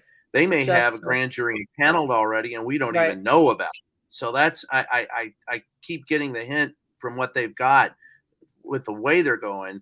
And Kavita, to your point, I mean, you know, naming these people as fake electors, even coming out and saying that, just tells you they have so much more information. And that this is not headed in a good direction for the Don. I just want to say something really quickly, and I mean, there's no punishment bad enough for Donald, but but everybody, again, though, not just Eastman, not just Giuliani, every single Republican, every single fake protester, every single fake elector, because I think it is important to keep a human face on all of this. This is a man talking about his faith, which, you know, that doesn't move me, but I'm not the audience here. He is speaking from his convictions. There's nothing about it that's inauthentic. It was very moving, and we're talking about people who were threatened for doing their jobs. He referenced his daughter, who at the time was gravely ill. She died. Yeah. At the age of 43. I didn't know that, and had to spend the last, however, I don't know when precisely she died, but obviously it was pretty recently. She was in her 40s. You know, and too much of the last months of her life were spent being afraid of these people are monstrous. Yeah. I felt like he so badly wanted to say there's a special place in hell for you, Donald Trump. But you could tell he's like, let me calm down. let me control myself. But I couldn't help thinking, like, he wanted to just be like, this man is awful, evil. There is a special place. Did you guys catch it? They called him pedophile. And so the QAnonification, GOP, I mean, it turns on Russell Bowers. So like, this is, I mean, just coincidentally, I turned in an essay today called The MAGA Purge, talking about like what's happening and how they're turning on themselves. So if even a guy like Russell Bowers went with Trump, hardcore conservative, you know, family values, died in the wool conservative, seven children, just because he said, yeah, you know what, I can't do this. This is BS. Not only is he excommunicated from the party, death threats against him and his family, his dying kid. And I'm old enough to remember if someone called you a pedophile, those were fighting words. Now they just casually just like roll it off. And that means that's a target on your back. Like, people kill pedophiles. Yeah. Yeah. Well, they would like to encourage that. That's part of the modus operandi of what they do. And his confession, which leads to his excommunication, if you will, I think is also, at the end of the day, a recognition that he had, maybe if you follow that thinking, I followed the false god. I fell for Satan. I mean, if you're going to go, I'd like to go back to the old, Brian, it's the Old Testament. He's a Job-like figure. Yeah. Yeah, definitely. Yeah. I mean, that's how you know. Damn, old school. That's it. You're right. I mean, you guys appropriated our, religion and added your, that's fine. Cool. And we just multiplied the confessionals forever. What's so you ever seen the Catholic Mass? It's still going on. Jen, a couple of you mentioned, the difference between the old sort of dyed-in-the-wool conservative Republican and the Giulianis and the Donalds, and there's also that religious split too. Whereas on the one hand, as I said, it's authentic and it's very much a part of his identity, and for the rest of them, it's just a ruse and a ploy, and they just activate the worst among us. And Jody, I think that if the crowds outside of Mr. Bowers' house had known about his daughter, it wouldn't have changed anything, because these are the same people who are totally cool with punishing children because their parents simply sought asylum, and not just punishing them, like torturing them by separating them from their parents for indefinitely. Right. So like, that seems to be part of what this committee is building. This case what this party is. Yeah, listening to his testimony at the very end of it, it was heartbreaking. Just, I can't even, it's heartbreaking what he and his family have had to go through for doing the right thing. And it's horrific. And there is a special place in hell for these people that are doing that. It's one of those times I wish I believed in hell. Yeah, right. That's I feel like it's New York City or the Rose Garden in mid-July when it's 150. Might be, might be an easier analogy. All this for me, it's first and foremost, it's terrifying to see how coordinated and advanced this illegal coup attempt was, how close we got. Mary alluded to it earlier, if not just for a few guardrails within the conservative movement and within Trump circles on the DL, not publicly pushing back. But now I'm thinking about 2022 and 2024, right? Again, all these people are being purged. They're all being purged. Yeah.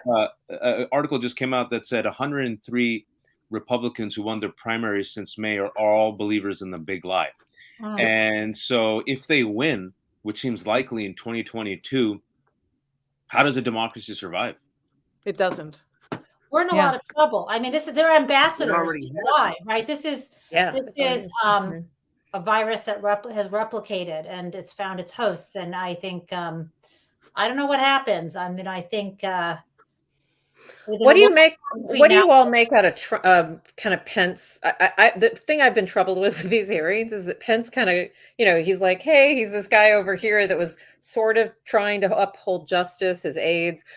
I'm a little concerned that he's like getting off scot-free, as if, or is that to be, He's no hero. He's no hero. He's not a hero. And Kavita, I share your concern. We have on the one hand making it seem like they're just trying to hang around the necks of a couple of people, Donald, John Eastman, and Rudolph Giuliani, when it's the entire party. And the thing with Pence is not just a victim, but not just a hero, but a victim. Right. And part of me has to think that is a concession that had to be made. That's what I'm wondering. To Cheney and Kinzinger, which is unfortunate. Yep. But I guess since this committee can't do anything about criminal, indicting anyway, I mean, better go after the head. But still, it is disappointing because, again, so coordinated, so well organized, and for such a long period. I mean, this started before the election. You could argue that it started in 2016. 2016. Yeah, it probably did. Or upon conception of Donald Trump. Yeah. So I mean, they've gone a long time and they've only gotten to one witness. So I'm very curious how the rest of today plays out. But I have to think they're not playing here. And I'm beginning to hope, actually, that again, since this committee can't do anything in terms of indicting people, and I actually think they should not make criminal referrals because it will just politicize that whole process. I'm beginning to hope that what they have in mind is convincing the Democratic Party that we are out of fucking time, and yesterday is too late. We need to start fighting back against this insanity, in which the entire Republican Party, the entire Republican Party is in the throes of this now. Either they're pretending to be, or they actually are. And either way, it's dangerous and it's the end of democracy if we let it go. Yeah. Thoughts about that? Yeah, that's exactly it. I feel like it's one of those situations we have 5 months left till the midterms. Democrats have dragged their feet. And I just want to remind people get really angry with me when I've said this on your show before, that Democrats, the leadership isn't built or made for this moment and this particular fight. And then I give examples like what's happening right now, the fact that they dragged their feet when it came to the first impeachment, the fact that they were debating whether or not, should we respond to being called pedophiles? And finally, Mallory McMorrow was like, F it, I'm just going to do it. And then all of a sudden you saw a groundswell of support for her. And we're like, no shit, people want fighters. And now that we're seeing an active threat to our democracy, like, again, this is an ongoing coup, which is what I want people to take out of this. So I feel like we have 5 months for Democrats to use their majority to flex and fight. You got to get into the swamp with your brass knuckles on and fight for democracy.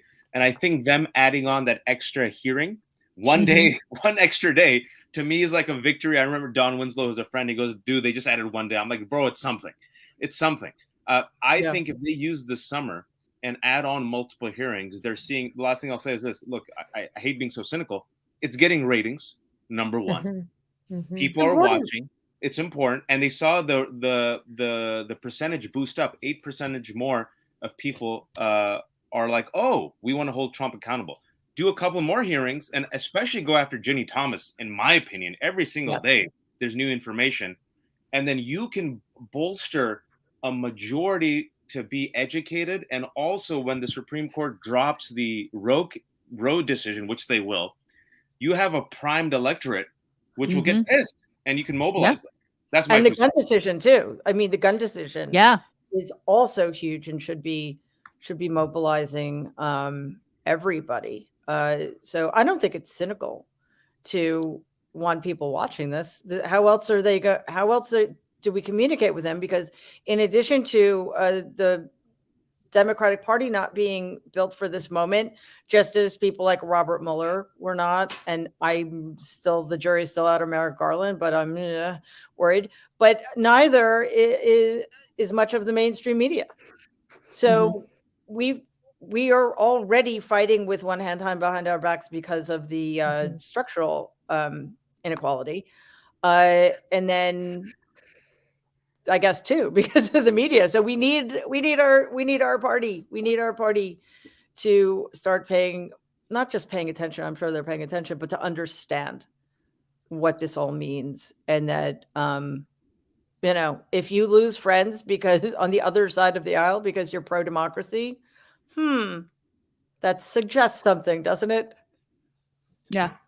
These should be the opening lines for any Democratic candidate. I mean, there is like, it's stunning that like people are getting lost in like the minutia of explaining inflation. And I mean, all of that is important, but like there should be no speech that's not given. That's like Donald Trump. Here's like a clip of a call. Here's exactly like what, is happening to our country. Here's exactly why elections matter. I mean, and I love that Benny, Thompson, lie.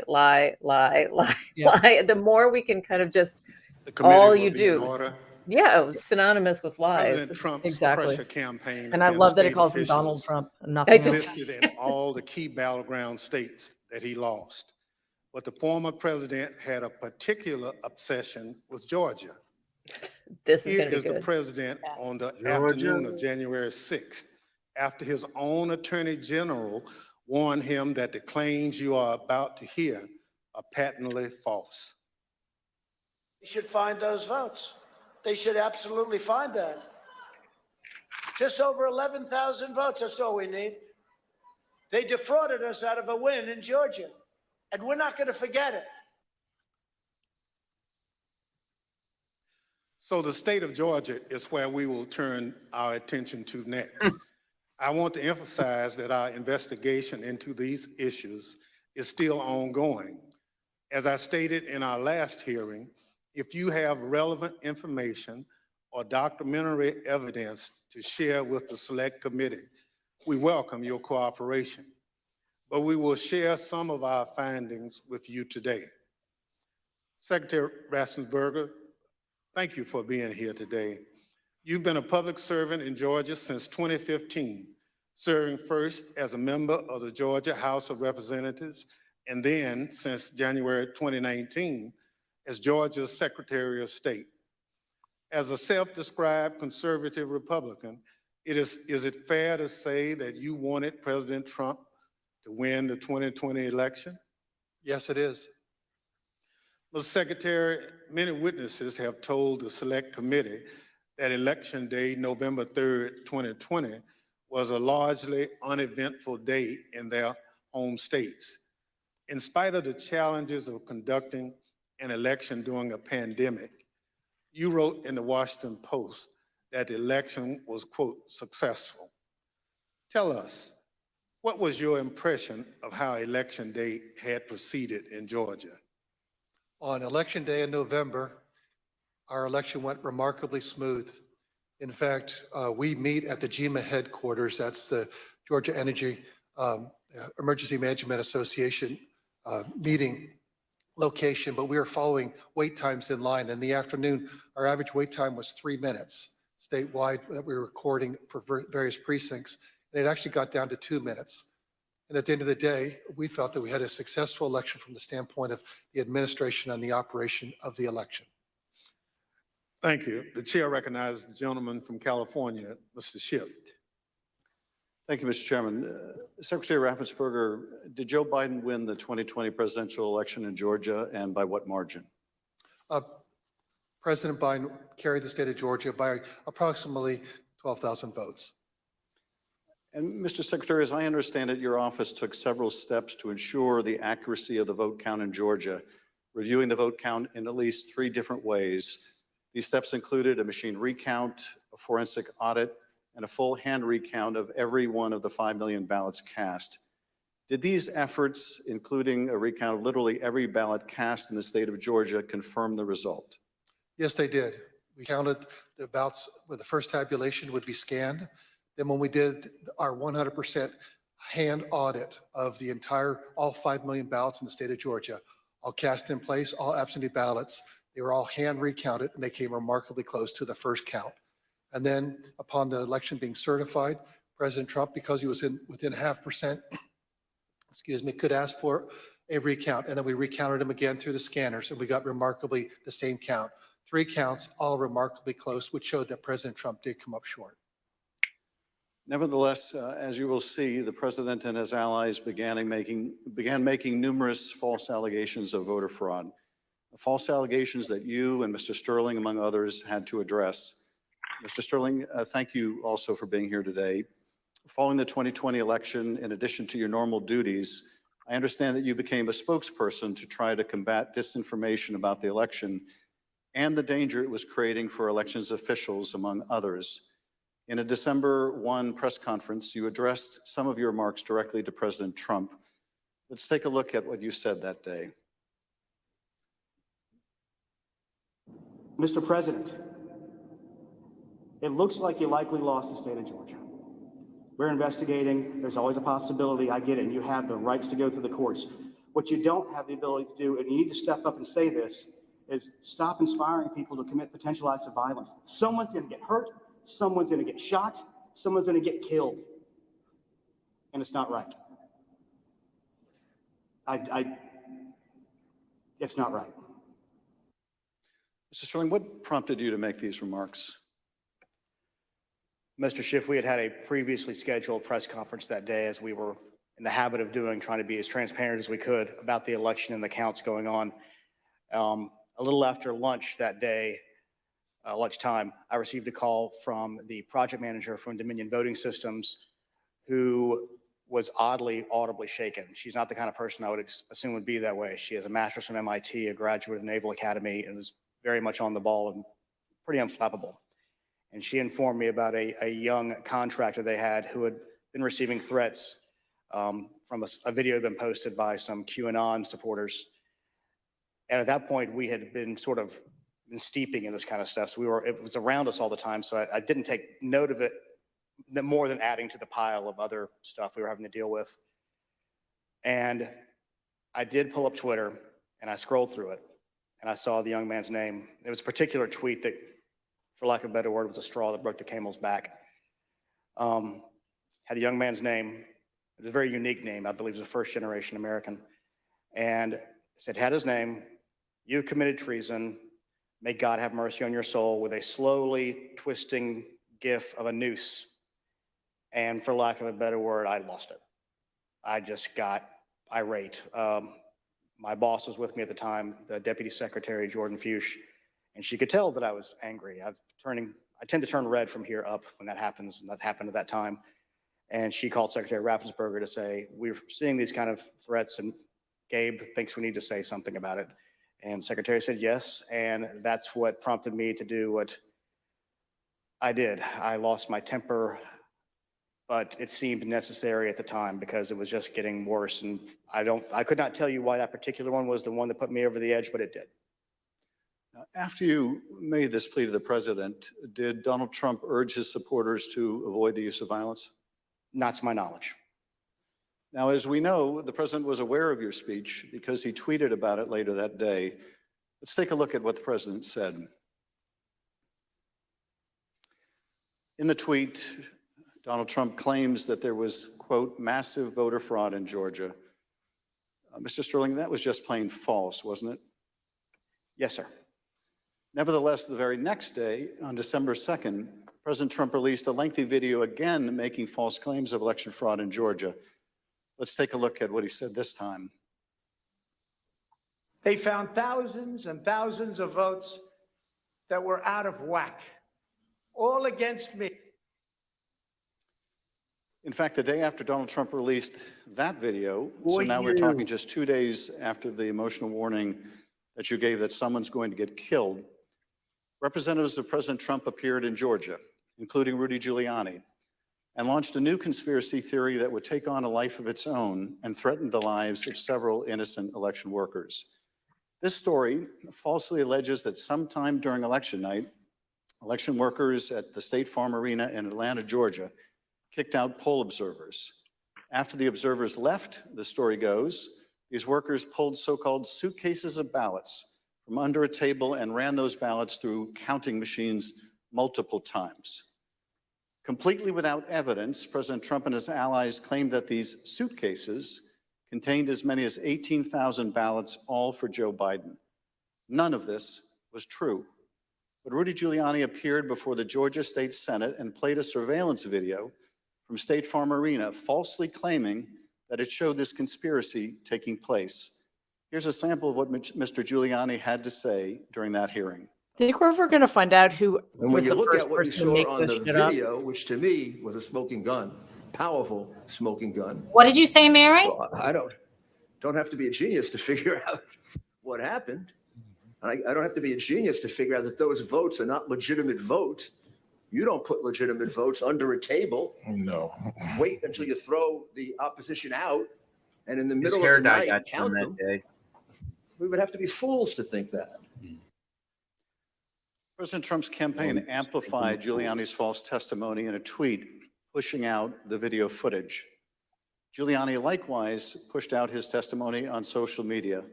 As you can see in this tweet, Mr. Giuliani wrote that it was, quote, now beyond doubt, unquote, that Fulton County Democrats had stolen the election. Later in this hearing, we'll hear directly from one of the election workers in this video about the effect these lies had on her and on her family. Mr. Sterling, did the investigators in your office review the entire surveillance tape from the State Farm Arena on election night? They actually reviewed approximately 48 hours going over the time period where action was taking place at the counting center at State Farm Arena. And what did the tape actually show? Depending on which time you want to start, because as was mentioned, this conspiracy theory took on a life of its own, where they conflated a water main break that wasn't a water main break and throwing observers out and a series of other things. What it actually showed was Fulton County election workers engaging in normal ballot processing. One of the things that was very frustrating was the so-called suitcases of ballots from under the table. If you watch the entirety of the video, you saw that these were election workers who were under the impression they were going to get to go home around 10:30. People are putting on their coats. They're putting ballots that are prepared to be scanned into ballot carriers that are then sealed with tamper-proof seals so that they're not messed with. It's an interesting thing because you watch there's 4 screens of the video, and as you're watching it, you can see the election monitors in the corner with the press as they're taking these ballot carriers and putting them under the table. You see it there. One of the other hidden ones, if you looked at the actual tape, was on the outside of the table, just from the camera angle. You couldn't see it originally. And this goes under the no good deed goes unpunished. We were told that we were at GEMA, as the secretary pointed out, and we were told that it looked like they were shutting down the Fulton County counting. The secretary expressed some displeasure at that because we wanted to everybody keep counting so we could get to the results and know what was happening. So our elections director called their elections director, who was at another location because this was election day. There was 2 different places where ballot things were being done by the Fulton County office. So he called the elections director of Fulton, then called Ralph Jones, who was at the State Farm Arena, and said, what the heck are you doing? Go ahead and stay. And as you watch the video itself, you see him take the phone call as people are putting things away and getting ready to leave. And you can tell for about 15, 20 seconds, he does not want to tell these people they have to stay. He walks over, he thinks about it for a second. You see him come back to the corner of a desk and kind of slumps his shoulders and says, okay, y'all, we got to keep on counting. And then you see him take their coats off, get the ballots out.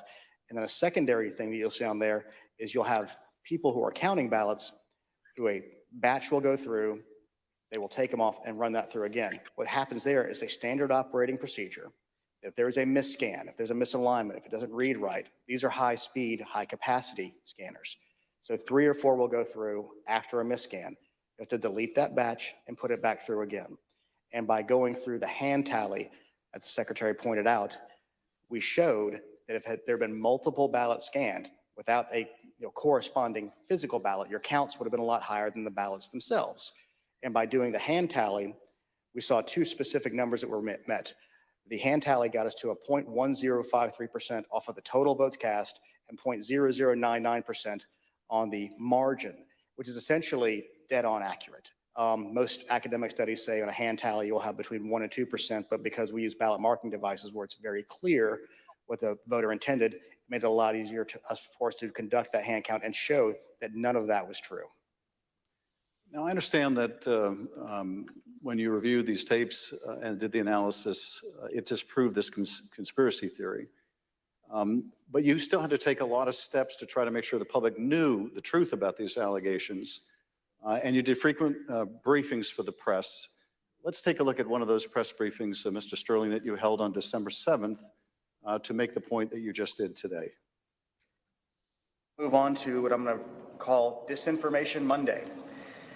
Out of the gate, many of y'all saw the videotape from State Farm Arena.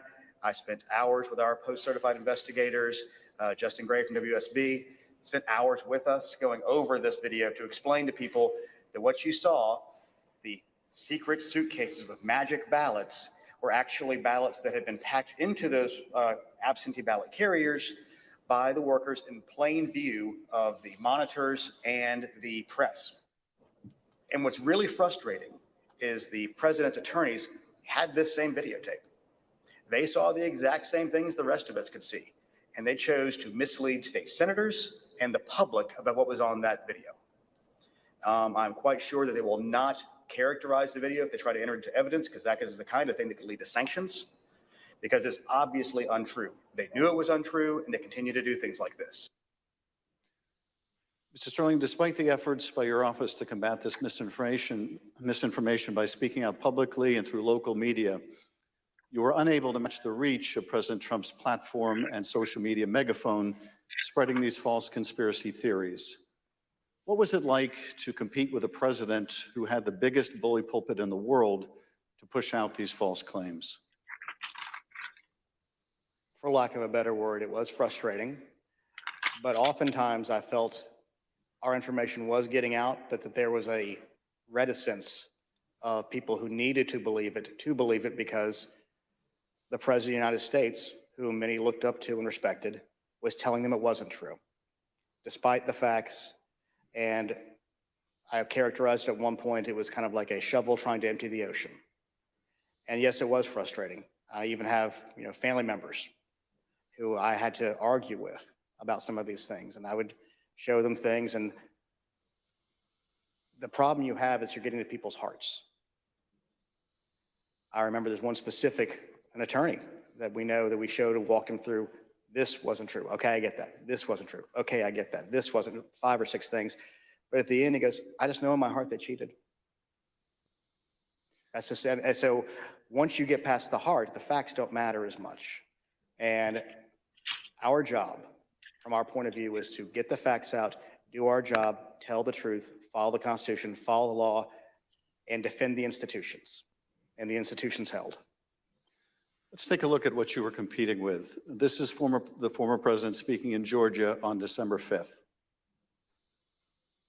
Evidence of fraud is overwhelming. And again, I'm going to ask you to look up at that very, very powerful and very expensive screen. Hidden cases of possible ballots are rolled out from under a table. 4 people under a cloud of suspicion. So if you just take the crime of what those Democrat workers were doing, and by the way, there was no water main break. They said there was no water main break. That's 10 times more than I need to win this state. 10 times more. It's 10 times, maybe more than that, but it's 10 times more because we lost by a very close number. Such a baby. At the committee's hearing last Monday, we heard from senior federal law enforcement officials, from the senior-most federal law enforcement official in Atlanta at the time, U.S. Attorney for the Northern District, B.J. Pack, as well as former Attorney General Bill Barr. They both testified that the allegations were thoroughly investigated and found to have no merit. Here is U.S. Attorney Pack. To go to Attorney General Barr, I told him that we looked into it. We've done several things, including interviewing the witnesses. I listened to the tapes and reviewed the videotape myself, and that there's nothing there. Giuliani was wrong in representing that this was a suitcase full of ballots. And here's what Attorney General Bill Barr had to say about the same allegations. I'm getting Took PTSD. a hard look at this ourselves, and based on our review of it, including the interviews of the key witnesses, the Fulton County allegations had no merit. We also have testimony from senior Department of Justice officials establishing that they specifically told President Trump that these allegations had been thoroughly investigated and were completely without merit. Here's Acting Deputy Attorney General Richard Donahue describing a phone conversation in which he specifically told President Trump that these allegations were false. The president kept fixating on this suitcase that supposedly had fraudulent ballots, and that the suitcase was rolled out from under the table. And I said, no, sir, there is no suitcase. You can watch that video over and over. There is no suitcase. There is a wheeled bin where they carry the ballots. No matter how many times senior Department of Justice officials, including his own Attorney General, told the president that these allegations were not true, President Trump kept promoting these lies and putting pressure on state officials to accept them. On January 2nd, the president had a lengthy telephone conversation with Secretary Raffensberger. Prior to the president's call, though, I want to share a bit of important context. First, the White House, including the former president's chief of staff, Mark Meadows, repeatedly called or texted the secretary's office some 18 times in order to set up this call. They were quite persistent. Second, Chief of Staff Mark Meadows took the extraordinary step of showing up at a signature audit site in Georgia, where he met with Secretary Raffensperger's chief investigator, Francis Watson, who was supervising that audit process. Behind me is a photograph from that visit. Third, the day after Meadows' Georgia visit, he set up a call between President Trump and Francis Watson. On the call between President Trump and Georgia investigator Francis Watson, the former president continued to push the false claim that he'd won the state of Georgia. Let's listen to that part of the conversation. You know, you have the most important job in the country right now, because if we win Georgia, first of all, if we win, you're going to have two wins. They're not going to win right now. You know, they're down because the people of Georgia are so angry at what happened to me. They know I won by hundreds of thousands of votes. It wasn't close. Jesus. And in this next clip, he told the state law enforcement official that she'd be praised if she found the right answer. Hopefully, you know, I will. When the right answer comes out, you'll be praised. I mean, I don't know why. You know, they made it so hard. They will be praised. People will say, "Great," because that's what it's about. That ability to check and to make it right, because everyone knows it's wrong. There's just no way.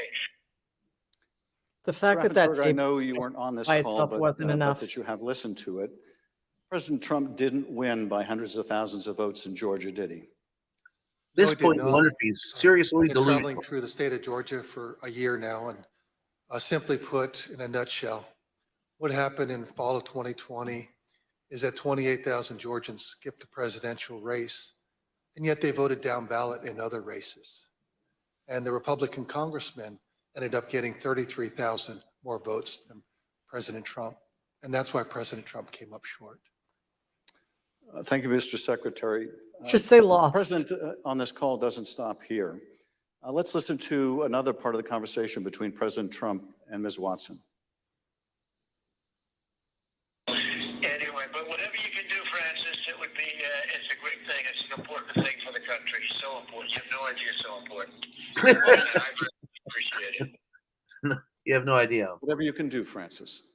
This is the President of the United States calling an investigator looking into the election in which he is a candidate and asking her to do whatever you can do. Mr. Secretary, he placed this call to your chief investigator on September 23rd, 2020.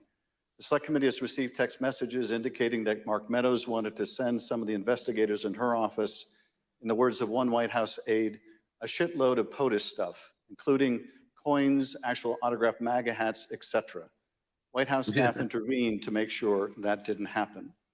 It was clear at the time of this call that the former president had his sights set on January 6th. Listen to this portion when he told Francis Watson about a very important date. Do you think they'll be working after Christmas and keep it going fast? Because, you know, we have that date of the 6th, which is a very important date. That important date, of course, was the joint session of Congress, where Georgia's electoral votes would be counted for Joe Biden. A little over a week after this call to Francis Watson, the president was finally able to speak with you, Secretary Raffensberger. Bear in mind, as we discuss this call today, that by this point in time, early January, the election in Georgia had already been certified. But perhaps more important, the President of the United States had already been told repeatedly by his own top Justice Department officials that the claims he was about to make to you about massive fraud in Georgia were completely false. Mr. Secretary, the call between you and the President lasted 67 minutes, over an hour. We obviously can't listen to the entire recording here today, although it is available on the Select Committee's website. But we'll listen to selected excerpts of it now so that we can get your insights. Let's begin with the President raising the thoroughly debunked allegations of suitcases of ballots. In an official voter box, they were in what looked to be suitcases or trunks, suitcases, but they weren't in voter boxes. The minimum number it could be, because we watched it and they watched it certified in slow motion, instant replay, if you can believe it, but had slow motion and it was magnified many times over. And the minimum it was 18,000 ballots, all for Biden. These are the allegations that the Department of Justice, the Attorney General, the Georgia Bureau of Investigation, and your office had all said were false. Is that right? Correct. And even more importantly, when B.J. Pack resigned as U.S. Attorney of the Northern District, President Trump appointed as acting U.S. Attorney of the Northern District, Bobby Christine. And Bobby Christine looked at that, and he was quoted in the AJC that he found nothing, and he dismissed that case early also. Thank you, Mr. Secretary. The President references suitcases or trunks. Mr. Sterling, were the objects seen in these videos suitcases or trunks, or were they just the ordinary containers that are used by election workers? They're standard ballot carriers that allow for seals to be put on them so they're tamper-proof. And finally, the President claims that there was a minimum of 18,000 ballots somehow smuggled in, all for Biden. I take it, gentlemen, that was also categorically false? There's no physical way he can know who those ballots were for, but secondarily, Fulton County for years has been an issue in our state when it comes to elections. So they had a very difficult time during the primary, in large part because of COVID. So we had put them under a consent decree the Secretary got negotiated, where we had a monitor on site. And his name is Carter Jones. And he took a notation. He had gone from State Farm to the English Street warehouse to look at election day activities. But before he left the State Farm Arena, he noted how many ballots have been counted on each one of the machines. And when he came back after we found out they were working again, he took note again when they closed. And I believe the final number was something around 8,900 total ballots were scanned from the time he left to the time about 12:30 or 1 o'clock in the morning. So way below 18,000. Let's play the next clip. I heard it was close. I said, there's no way. But they dropped a lot of votes in there late at night. You know that, Brett. Mr. Secretary, did somebody drop a lot of votes there late at night? No. I believe that the president was referring to some of the counties when they would upload, but the ballots had all been accepted and had to be accepted by state law by 7 p.m. So there were no additional ballots accepted after 7 p.m. Let's play the next clip in which the president makes claims about so-called dead voters. The other thing, dead people. So dead people voted, And I think the number is in the close to 5,000 people. And they went to obituaries, they went to all sorts of methods to come up with an accurate number, and a minimum is close to about 5,000 voters. Mr. Secretary, did your office investigate whether those allegations were accurate? Did 5,000 dead people in Georgia vote? No, it's not accurate. Actually, in their lawsuits, they allege 10,315 dead people. We found 2 dead people when I wrote my letter to Congress that stated January 6th. And subsequent to that, we found 2 more. That's 1, 2, 3, 4 people, not 4,000, but just a total of 4, not 10,000, not 5,000. Let's play the next clip. And there's nothing wrong with saying that, you know, that you've recalculated, because the 2,236 and absentee ballots, I mean, they're all exact numbers that were done by accounting firms, law firms, etc. And even if you cut them in half, cut them in half, and cut them in half again, it's more votes than we need. Mr. Secretary, is there any way that you could have lawfully changed the result in the state of Georgia and somehow explained it away as a recalculation? No, the numbers are the numbers. The numbers don't lie. We had many allegations and we investigated every single one of them. In fact, I challenged my team, did we miss anything? They said that there was over 66,000 underage voters. We found that there's actually 0. You can register to vote in Georgia. When you're 17 and a half, you have to be 18 by election day. We checked that out, every single voter. They said that there was 2,423 non-registered voters. There were 0. They said that there was 2,056 felons. We identified less than 74 or less that were actually still in felony sentence. Every single allegation we checked, we ran down the rabbit trail to make sure that our numbers were accurate. So there's no way you could have recalculated it except by fudging the numbers? The numbers were the numbers, and we could not recalculate because we had made sure that we had checked every single allegation. And we had many investigations. We had nearly 300 from the 2020 election. Yeah, the numbers were the numbers. You tried to push back when the president made these unsupported claims, whether they were about suitcases of ballots or that Biden votes were counted 3 times. Let's play the next clip. President, they did not put that. We did an audit of that, and we proved conclusively that they were not scanned 3 times. Yeah, Mr. President, we'll send you the link from WSB that doesn't. I don't care about a link. I don't need it. I have a much better link. Much better link. You told the president you would send him a link from WSB, which I understand is a local television station that had a unedited video from the State Farm Arena. But the president wasn't interested in that. He said he had a much better link. Mr. Secretary, at the time that you were on the call with the president, as we have shown, both the FBI and the Georgia Bureau of Investigation have proven these claims to be nonsense. And you told him about these investigations on the phone. Let's listen to what President Trump had to say about the state and federal law enforcement officers who investigated these false claims. There's no way they could find, then they're incompetent. They're either dishonest or incompetent, okay? There's only 2 answers, dishonesty or incompetence. There's just no way. Look, there's no way. But the president didn't stop at insinuating that law enforcement officers were either dishonest or incompetent. When it comes to him, why not? Be subject to criminal liability for your role in the matter. Before I play that portion of the conversation, I'd like to show you something that the president retweeted a couple weeks before your call with him. Here's the president retweeting a post from one of his allies, a lawyer who was later sanctioned by a judge in Michigan for making false claims of election fraud. Let's take a look at that tweet. The tweet read, quote, President Trump, @real Donald Trump, is a genuinely good man. He does not really like to fire people. I bet he dislikes putting people in jail, especially quote unquote Republicans. He gave @Brian Kemp, Georgia, and @Georgia Secretary of State every chance to get it right. They refused.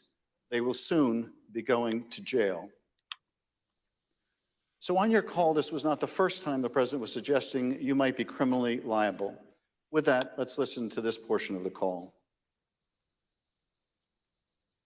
I think you're going to find that they are shredding ballots because they have to get rid of the ballots because the ballots are unsigned. The ballots are corrupt. and they're brand new and they don't have seals, and there's a whole thing with the ballots, but the ballots are corrupt, and you're going to find that they are, which is totally illegal. It's more illegal for you than it is for them, because you know what they did and you're not reporting it. That's a criminal offense, and you can't let that happen. That's a big risk to you and to Ryan. There's a lot of Adderall in that conversation. I'm just saying, man. No pressure.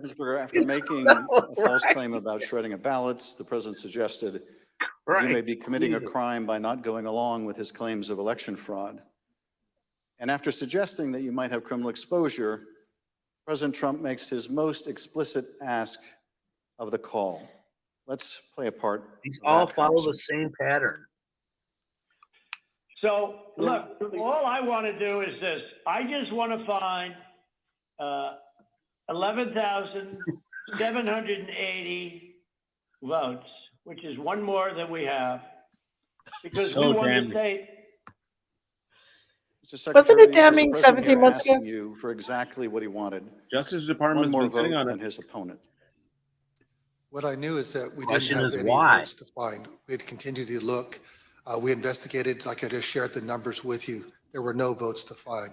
That was an accurate count that had been certified. And as our general counsel said, there was no shredding of ballots. Mr. Secretary, after making this request, the president then goes back to the danger of having you deny these allegations of fraud. Let's listen to that part of the clip. And I watched you this morning, and you said now it's the well, threat. there was no criminality, but I mean, all of this stuff is Always very starts with a dangerous stuff. juvenile When approach, you then talk the about no negotiation, criminality, and I then think the it's very threat. dangerous for you to say that. Secretary Raffensberger, you wrote about this in your book, and you said, quote, I felt then and still believe today that this was a threat. Others obviously thought so too, because some of Trump's more radical followers have responded as if it was their duty to carry out this threat. Please tell us what you, your wife, even your daughter-in-law experienced regarding threats from Trump's more radical followers. Well, after the election, my email, my cell phone was doxxed, and so I was getting text all over the country. And then eventually, my wife started getting the text, and hers typically came in as sexualized texts, which were disgusting. You have to understand that Trish and I, we met in high school, and we've been married over 40 years now, and so they started going after her, I think, just to probably put pressure on me. Why don't you just quit, walk away? And so that happened. And then some people broke into my daughter-in-law's home, and my son has passed, and she's a widow and has 2 kids. And so we're very concerned about her safety also. And Mr. Secretary, why didn't you just quit and walk away? Because I knew that we had followed the law and we had followed the Constitution. And I think sometimes moments require you to stand up and just take the shots. You're doing your job. And that's all we did. You know, we just followed the law and we followed the Constitution. And at the end of the day, President Trump came up short. But I had to be faithful to the Constitution. And that's what I swore an oath to do. During the remainder of the call, the former president continued to press you to find the remaining votes that would ensure his victory in Georgia. Let's listen to a little more. Why wouldn't you want to find the right answer, Brad, instead of keep saying that the numbers are right? So look, can you get together tomorrow? And Brad, we just want the truth. It's simple. And everyone's going to look very good if the truth comes out. It's okay. It takes a little while, but let the truth come out. And the real truth is I won by 400,000 votes, at least. So what are we going to do here, folks? I only need 11,000 votes. Fellas, I need 11,000 votes. Give me a break. Jesus Christ. Who believes a word he said? It's just mind-boggling. 4 days after the president's call to Secretary Raffensberger was January 6th. The president whipped up the crowd in front of the ellipse, once again promoting the allegation that Secretary Raffensberger, the president's own attorney general, had told him was false. Here he is on the ellipse. In Fulton County, Republican poll watchers were ejected, in some cases physically, from the room under the false pretense of a pipe burst, water main burst, everybody leave, which we now know was a total lie. then election officials, poll Yeah. boxes, Democrats, We and know all this suitcases is a of lie. ballots out from under a table. You all saw it on television. Totally fraudulent. And illegally scanned them for nearly 2 hours, totally unsupervised. Tens of thousands of votes. This act coincided with a mysterious vote dump of up to 100,000 votes for Joe Biden, almost none for Trump. Oh, that sounds fair. That was at 1:34 a.m. Mr. Secretary, Mr. Sterling, I want to thank you for your service to the state of Georgia and to the country. Speaker Bowers, likewise, I want to thank you for your service to the state of Arizona and to the country. You have served not only your home states, but our nation and our democracy. Mr. Chairman, I yield back. Thank you, Mr. Schiff. I thank the witnesses for joining us today. You're now dismissed.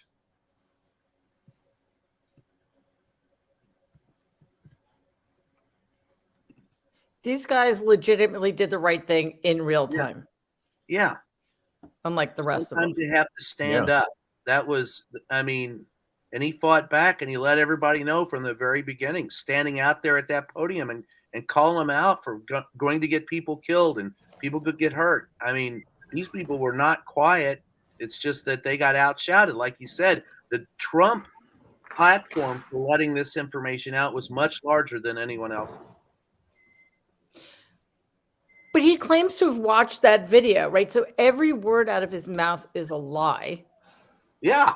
And then the lies just, it was 11,000 votes. It was 100,000 votes. I won by 400,000 votes. I won by 700 trillion votes, even though I mean, you know, it just, it beggars the imagination that anybody listens to him. One, he just sounds stupid, but this will bother me for the rest of my life. Why anybody ever took him seriously or thought he was. I always ask that question, Mary. Everybody, you know, from Michael Cohen on down, and you never get a really. I mean, they like the celebrity. They like being close to him. You know, he was.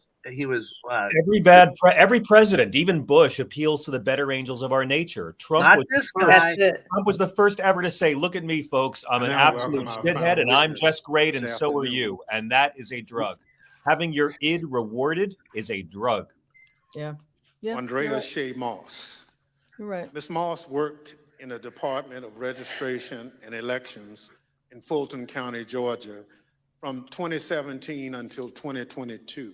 She looks terrified. In that job, Ms. Moss handled voter applications, absentee ballot requests, and also helped to process she's gonna kick it, though. vote count for several elections. I hope she doesn't faint. December She looks very 2020. nervous. No, once she gets the first answer Ruby started, she'll Freeman, be great. became the target of nasty lies spread by President Trump and his allies as they sought to overturn the election results in Georgia. Ms. Moss and her mother, Ms. Freeman, are two of the unsung heroes in this country, doing the hard work of keeping our democracy functioning for every American. Ms. Moss, welcome. Thank you for your service, and I thank you for being here today. I will now swear you in. Please stand.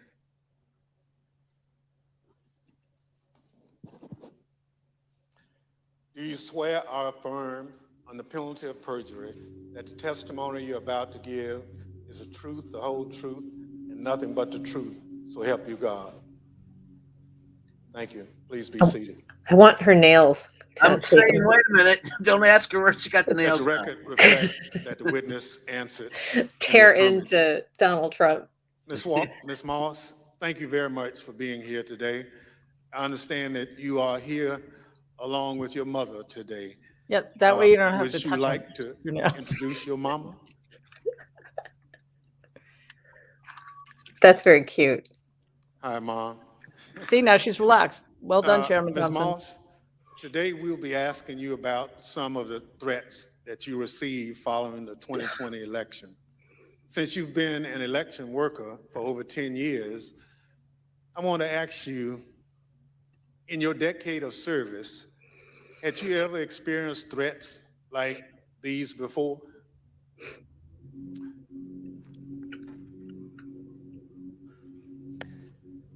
Don't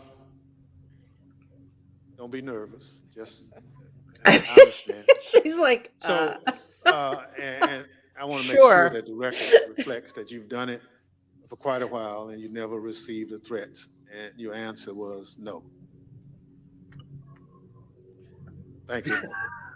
Pursuant to Section 5C8 of the Yeah, House she's turning it Resolution off. 503, the chair recognizes the gentleman from California, Mr. Somebody Schiff, should for help her. questions. Yeah. Good afternoon, Ms. Moss. Thank you for being here. I understand that you were employed by the Fulton County Registration and Elections Department for more than 10 years, and I understand that you love that job. Please tell us what made you so fond of the work that you did.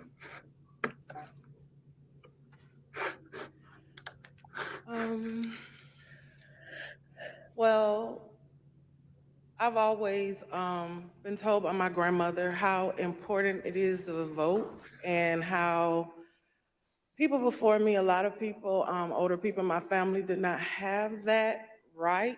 So what I loved most about my job were the older voters. Younger people could usually do everything from their phone or go online, but the older voters like to call, they like to talk to you, they like to get my card, they like to know that every election I'm here. And like even college students, a lot of parents trust in me to make sure their child does not have to drive home. They'll get an absentee ballot, they can vote, and I really found pleasure in that. I liked being the one that, if someone can't navigate my voter page or, they want a new precinct card and they don't have a copy machine or a computer or all of that, I could put it in the mail for them. I was excited always about sending out all the absentee ballots for the elderly, disabled people. I even remember driving to an hospital to give someone her absentee application. That's what I love the most. So you really enjoyed helping people vote and participate, and that was something, the right to vote that your grandmother taught you was precious. Yeah. Well, I know the events that we're here to talk about today are incredibly difficult to relive. Your proud service as an election worker took a dramatic turn on the day that Rudy Giuliani publicized a video of you and your mother counting ballots on election night. President Trump, Rudy Giuliani, and others claimed on the basis of this video that you and your mother were somehow involved in a plot to kick out observers, bring suitcases of false ballots for Biden into the arena, and then run them through the machines multiple times. None of that was true, was it? None of it. I'd like to show you some of the statements that Rudy Giuliani made in a second hearing before the Georgia state legislators, a week after that video clip from State Farm Arena was first circulated by Mr. Giuliani and President Trump. I want to advise viewers that these statements are completely false and also deeply disturbing. Tape earlier in the day of Ruby Freeman and Shay Freeman Moss and one other gentleman quite obviously surreptitiously passing around USB ports as if they're vials of heroin or cocaine. I mean, it's obvious.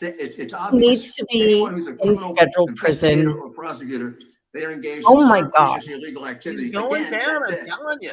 Not soon enough. They're still No. walking around Put him Georgia. in a state prison. Right. Feed him to the Aryans. Should've Don't been- let him That's go what to I meant. Sorry. Should've been questioned already. Not federal Yeah, prison. don't let him go to Put Camp him in Covington. Otisburg. Come And on. homes should have been Yeah. searched for evidence How of about ballots, Rikers? for evidence of USB ports, for evidence of voter fraud. That video was from Rudy Giuliani's appearance at a Georgia State Senate hearing on December 10. How did you first become aware that Rudy Giuliani, the president's lawyer, was accusing you and your mother of a crime?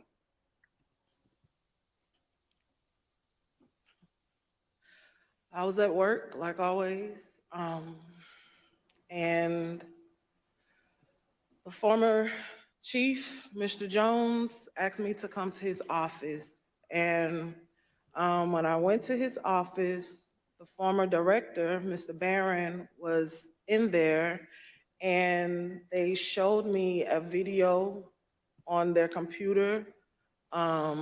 It was just like a very short clip of us working at State Farm, and it had someone on the video like talking over the video, just saying that we were doing things that we weren't supposed to do, just lying throughout the video.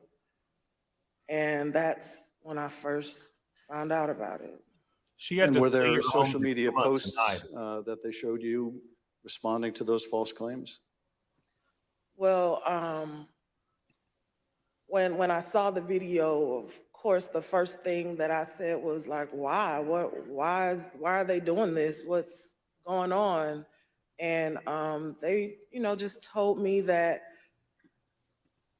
Trump and his allies were not satisfied with the outcome of the election, and they were getting a lot of threats and being harassed online, and asked me, have I been receiving anything, and I need to check on my mom. And I told them, I was like, where have they, where have you been getting these threats? I don't believe I have any. And Mr. Jones told me like they're attacking his Facebook, and I don't really use Facebook. I have one. So I went to the Facebook app, and I'm just kind of panicky at this point because this has never happened to me, and my mom is involved, and I'm like her only child. So I'm just asking him, like, well, where are the messages? All I see is the feeds. Like, how do you get to the messages? And he said, it's another icon on your phone that says Messenger. And I went to that icon, and it was just a lot of horrible things there. And those horrible things, did they include threats? Yes, a lot of threats, wishing death upon me, telling me that, I'll be in jail with my mother, and saying things like, be glad it's 2020 and not 1920. Were a lot of these threats and vile comments racist in nature? A lot of them were racist. A lot of them were just hateful. We should see them. Yes, sir. In one of the videos we just watched, I Mr. give her some Giuliani mine. accused you You and your probably mother have of two. passing some sort of Very. USB drive to each other. What was your mom actually handing you on that video? A ginger mint. Jesus. It wasn't just Rudy Giuliani.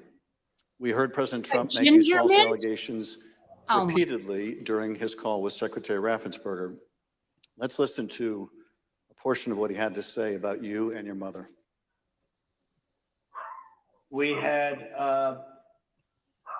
at least 18,000, that's on tape. We had them counted very painstakingly, 18,000 voters having to do with Ruby Freeman. She's a vote scammer, a professional vote scammer and hustler. Why don't they sue him? Donald Trump attacked you and your mother They are. using She's her suing name 18 times on that call. 18 times. Ms. Moss, can you describe what you experienced listening to former President Trump attack you and your mother in a call with the Georgia Secretary of State? I felt horrible. I felt like it was all my fault. Like, if I would have never decided to be an elections worker, like, I could have done anything else, but that's what I decided to do. And now people are lying and spreading rumors and lies and attacking my mom. I'm her only child. Going to my grandmother's house. I'm her only grandchild. And my kid. It's just, I felt so bad. I just felt bad for my mom, and I felt horrible for picking this job and being the one that always wants to help and always there. I can't believe she's Never blaming missing herself. out one election. I just felt like it was my fault for putting my family in this situation. Oh, that's America. It wasn't your fault. But that's Your the mother was America kind enough these to guys come want. speak with us earlier. Yeah. Let's listen to her story in her words. My name is Ruby Freeman. I've always believed that when God says that he'll make your name great, but this is not the way it was supposed to be. I could have never imagined the events that followed the presidential election 2020.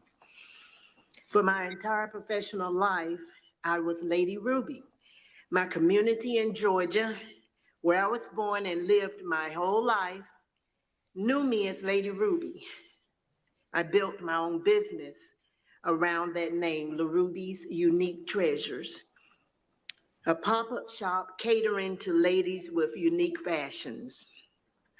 I wore a shirt that proudly proclaimed that I was, and I am, Lady Ruby. Actually, I had that shirt on. I had that shirt in every color. I wore that shirt on Election Day 2020. I haven't worn it since, and I'll never wear it again. Now I won't even introduce myself by my name anymore.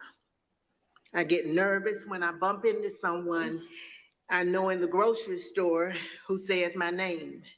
I'm worried about who's listening. I get nervous when I have to give my name for food orders. I'm always concerned of who's around me. I've lost my name and I've lost my reputation. I've lost my sense of security, all because a group of people starting with number 45 and his ally, Rudy Giuliani, decided to scapegoat me and my daughter, Shay, to push their own lies about how the presidential election was stolen. Ms. Moss, how has this experience of being targeted by the former president and his allies affected your life? It's turned my life upside down. I no longer give out my business card. I don't transfer calls. I don't want anyone knowing my name. I don't want to go anywhere with my mom because she might yell my name out over the grocery aisle or something. I don't go to the grocery store at all. I haven't been anywhere at all. I've gained about 60 pounds. I just don't do nothing anymore. I don't want to go anywhere. I second guess everything that I do. It's affecting my life in a major way, in every way, all because of lies. For me doing my job, same thing I've been doing forever.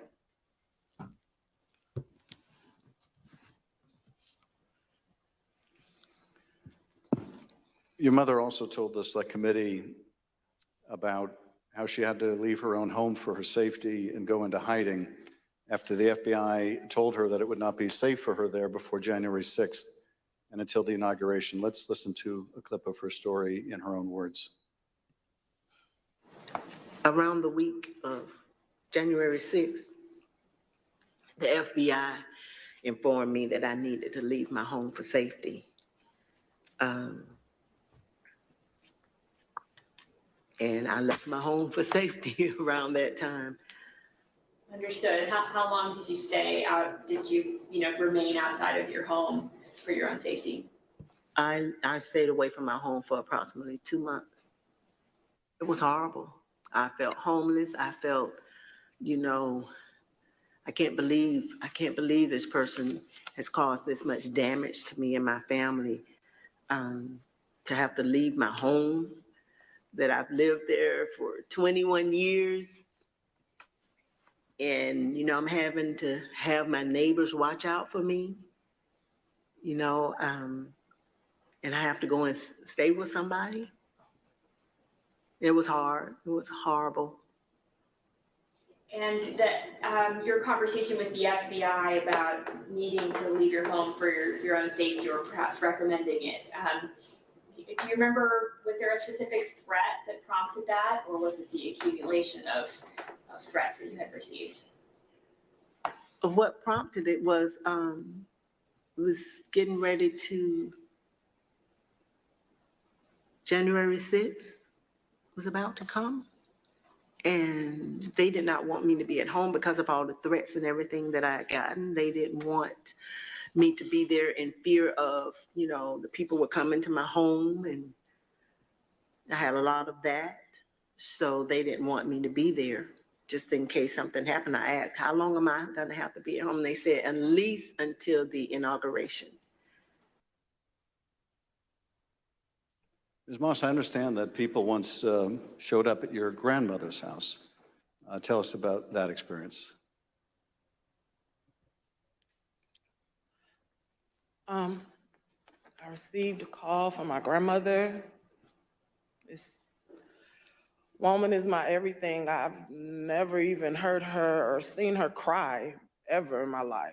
And she called me screaming at the top of her lungs, like, Shay, oh my God, Shay, just freaking me out, saying that there were people at her home, and they, you know, they knocked on the door, and of course she opened it and seeing who was there, who it was, and they just started pushing their way through, claiming that they were coming in to make a citizen's arrest. They needed to find me and my mom. They knew we were there. And she was just screaming and didn't know what to do. And I wasn't there. So, you know, I just felt so helpless and so horrible for her. And she was just screaming. I told her to close the door. Don't open the door for anyone. And, you know, she's a 70-something, I won't say year-old woman, and she doesn't like having restrictions. She wants to answer the door. She likes to get her steps in, walking around the neighborhood. And I had to tell her, like, you can't do that. You have to be safe. You know, she would tell me that at night, people would just continuously send pizzas over and over to her home, you know, and they was expecting her to pay for these large amounts of pizzas, and she went through a lot that she didn't have to. And once again, it made me just feel so horrible. In addition to the personal impact this experience has had on you and your family, one of the things that I find most disturbing is how these lies discourage longtime election workers from continuing to do this important work. Tell us, if you would, of the other election workers shown in that State Farm Arena video and their supervisors. How many are still election workers in Fulton County? There is no permanent election worker or supervisor in that video that's still there. Boom. And did you end up leaving your position as well? Yes, I left. Yeah, Mr. Moss, I want to thank you for coming in to speak with us, and to thank you for your service to our democracy. What we have just played is a truly horrible and appalling sample, but just a sample of the things that were said about you and your mother following the election. I want to say how very sorry I think we all are for what you've gone through, and tragically, you're not alone. Other election workers around the country have also been the subject of lies and threats. No election worker should be subject to such heinous treatment just for doing their job. With your permission, I would like to give your mother the last word. Yes. We're just going to play the tape. There is nowhere I feel safe. Nowhere. Do you know how it feels to have the President of the United States to target you? The President of the United States is supposed to represent every American, not to target one. But he targeted me, Lady Ruby, a small business owner, a mother, a proud American citizen who stand up to help Fulton County run an election in the middle of the pandemic. Thank you, Ms. Moss. Thank you, Ms. Freeman, or as America now knows her, Lady Ruby, for your service to Fulton County, Georgia, our country, and our democracy. Mr. Chairman, I yield back. Thank you, Mr. Schiff. Ms. Moss, I want to thank you for sharing with us the very troubling story of what you and your mother experienced. The harassment of election workers like you simply for doing your duty as public servants poses a threat to our democratic process. Your testimony is an important contribution to the work of our committee and serves as a reminder to all of us that the safety of local election officials is vital to ensuring that our elections are always free and fair.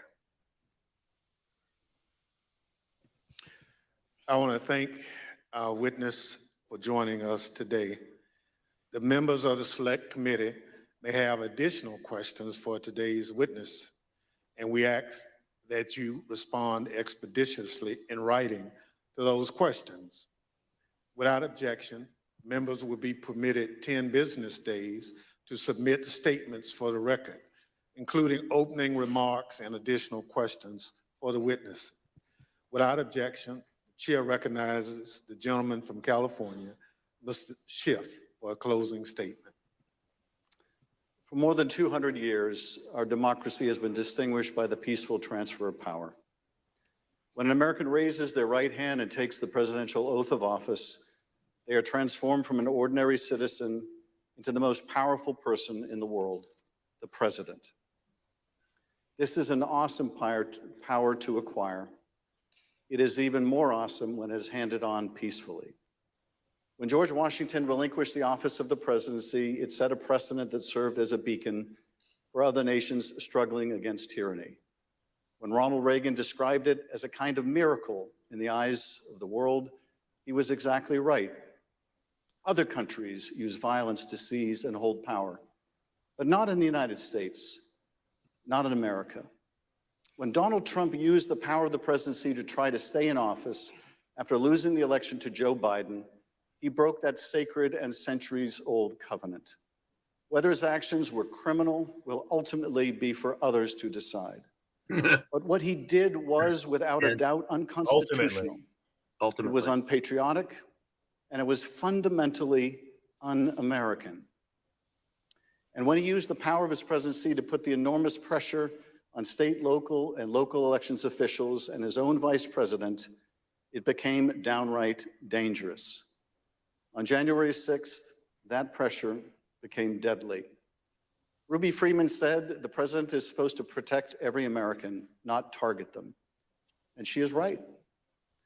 If the most powerful person in the world can bring the full weight of the presidency down on an ordinary citizen who is merely doing her job with a lie as big and heavy as a mountain, who among us is safe? None of us is. None of us.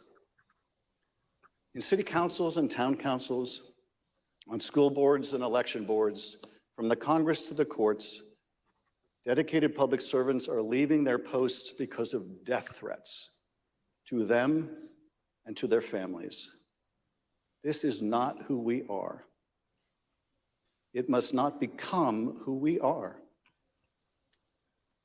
Our democracy held because courageous people like those you heard from today put their oath to the Constitution above their loyalty to one man or to one party. The system held, but barely, and the question remains, will it hold again? If we are able to communicate anything during these hearings, I hope it is this: we have been blessed beyond measure to live in the world's greatest democracy.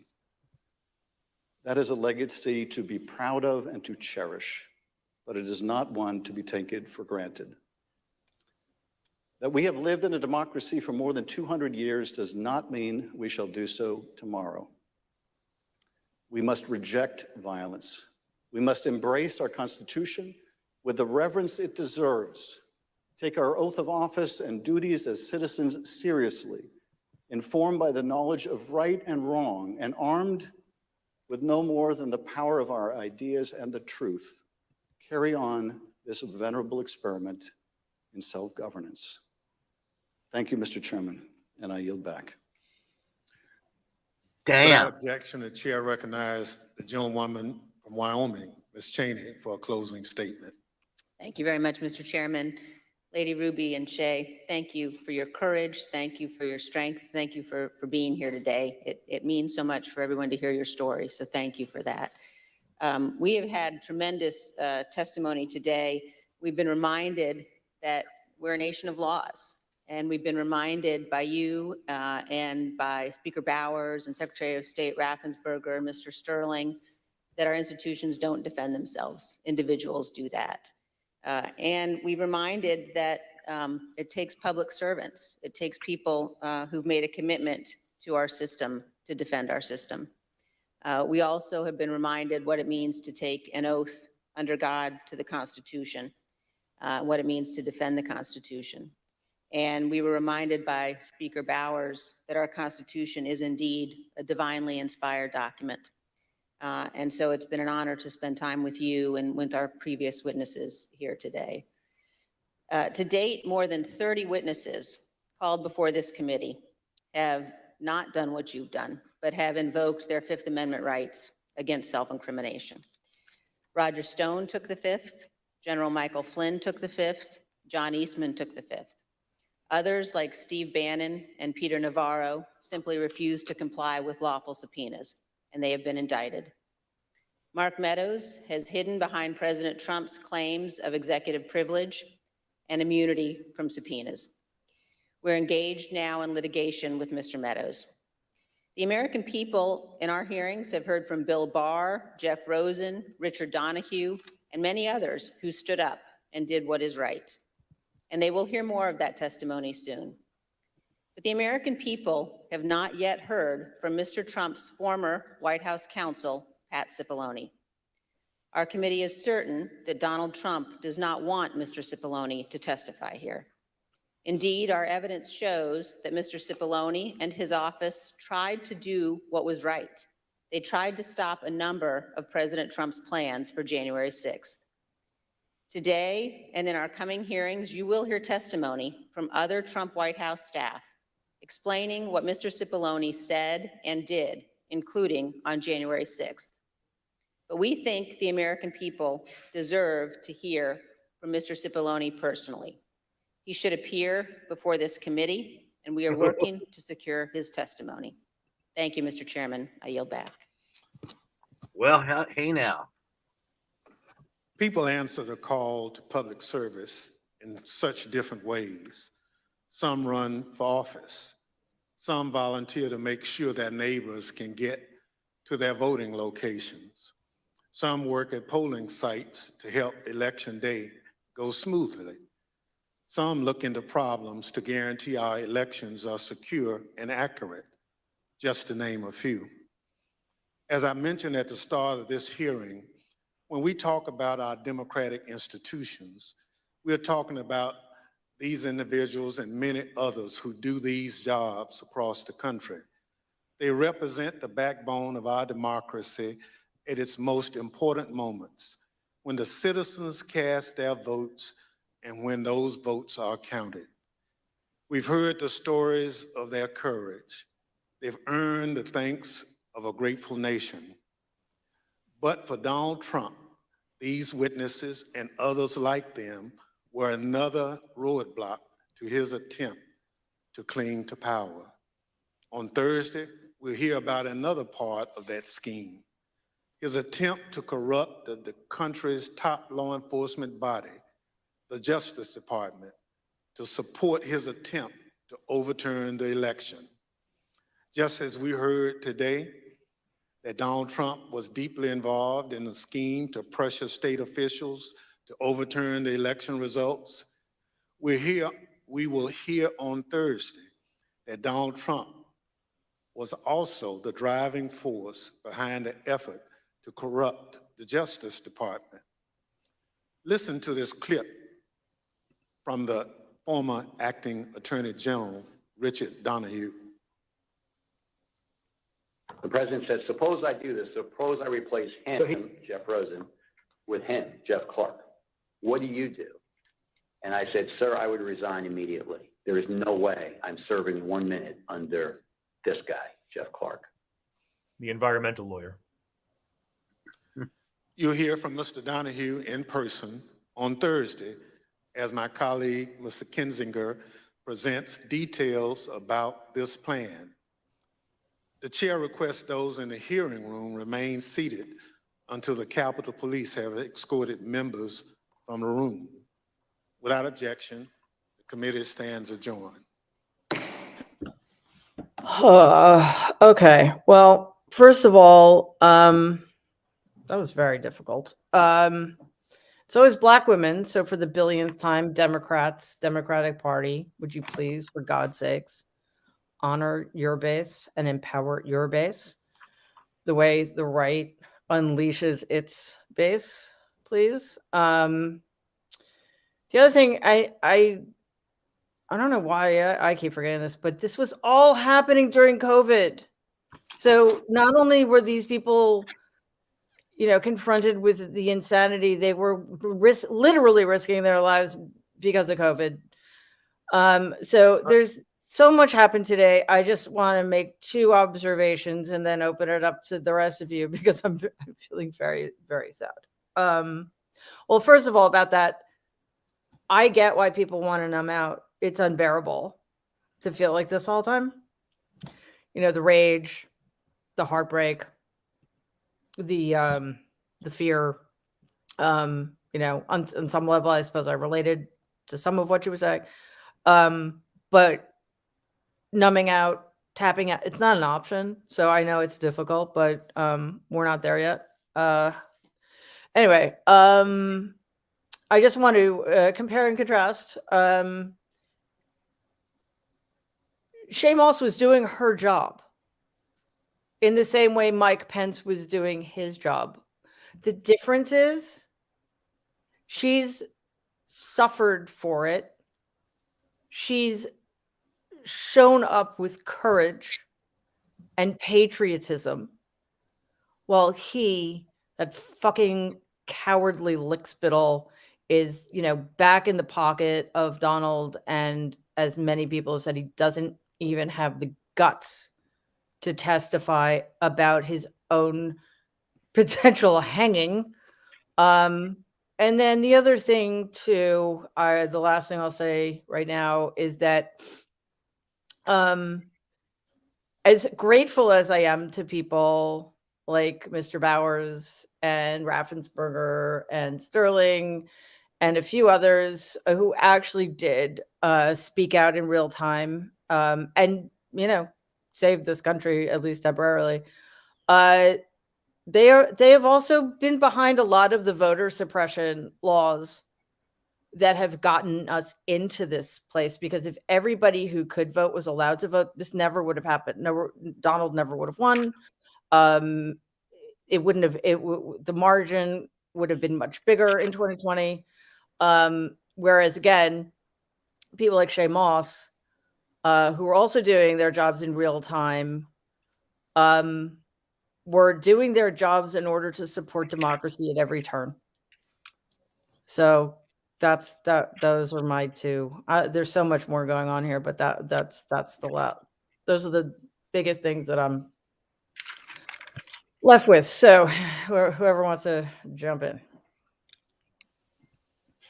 Yeah, I mean, I'll say, Black women like Wandrea Moss and Lady Ruby stepping up yet again to save America from white supremacy, same as it ever was, at great cost.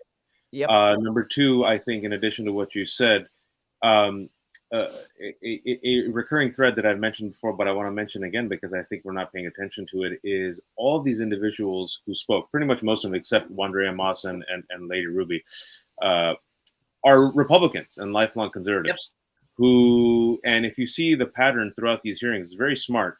Much of the depositions and the videos are of Trump's inner circle and Republicans and conservatives who repeatedly, consistently said this is bad shit, knew this was wrong. The few who have stepped up to speak are all Republicans and conservatives, by the way. And each one of them said that as soon as they stepped out of line, they were targeted, threatened. Their families were threatened. Their children were threatened. They were called pedophiles. They're afraid for their lives, right? So if this is what MAGA is doing to lifelong Republicans who have all the equity in the world, who have done everything, like you said, Mary, in service of atrocious laws, right? Voter suppression, scaling back regulation, like everything terrible. Raffensberger and all the other people have committed themselves to, but they said, you know what? Even like Liz Cheney, who voted with Trump 93% of the time, violent insurrection where a violent mob hunts me and tries to kill me is a step too far. I'm going to draw the line right here. 93% of their time, I'll go with you, Trump, but this is too much. Even that's not enough. They become the enemy. They become traitors. So if you are white or Christian or conservative or Republican, you're watching this right now, and you say, this won't affect me. I'm not a liberal. I'm not black. I'm not gay. I'm not an immigrant. I'm not a Muslim. You just have to pay attention to what's happening right now and to U.S. history, because those whites who were like, I'm with the desegregationists, they were seen as race traitors, and they were then the targets. Kyle Rittenhouse killed 2 white folks. People forget that. And that was perfectly fine. And so we're dealing with... I just say murdered, but yeah, we're dealing with a violent, radicalized movement, a fascist movement that is coming after all of us. And again, to harken back to what you and we have said, is it is not being met with the urgency and the threat that it really is. And Democrats only have 5 months. And I hope these hearings are stunning enough that at the very least motivates the Democratic leadership and the Justice Department to lay down the hammer while we still have time. Thank you for coming. Who among us is safe? Who among us is safe? That you make a great point, but I think by calling those Republican witnesses, one of the key things I get out of it is that it still indicates that the GOP itself is trying to purge itself of its curious infection, and that the Democrats are helping and assisting. But the question is, will they get it done before the midterms? I think the Republicans refusing to participate is horrible, and it's showing that they're not going to be able to do what they want to do because of it. I think in the fall, I think it's compromising them. But I also think that Liz Cheney is making a wonderful case to run for president at some point in the future if that Republican Party survives. I think that's something I wouldn't be surprised if we saw. But who among us is safe? I'd love to see Cipollone show up, but I don't know if he will. Well, I mean, listen, Liz Cheney would be a terrible president. Yeah, I'm just saying, look for it. I don't say I agree with it. Terrible. But again, I'm very glad she's doing what she's doing. And it's this weird thing. It's like, I wish I could like her, but she's horrible. She seems like she'd be likable, but she's horrible.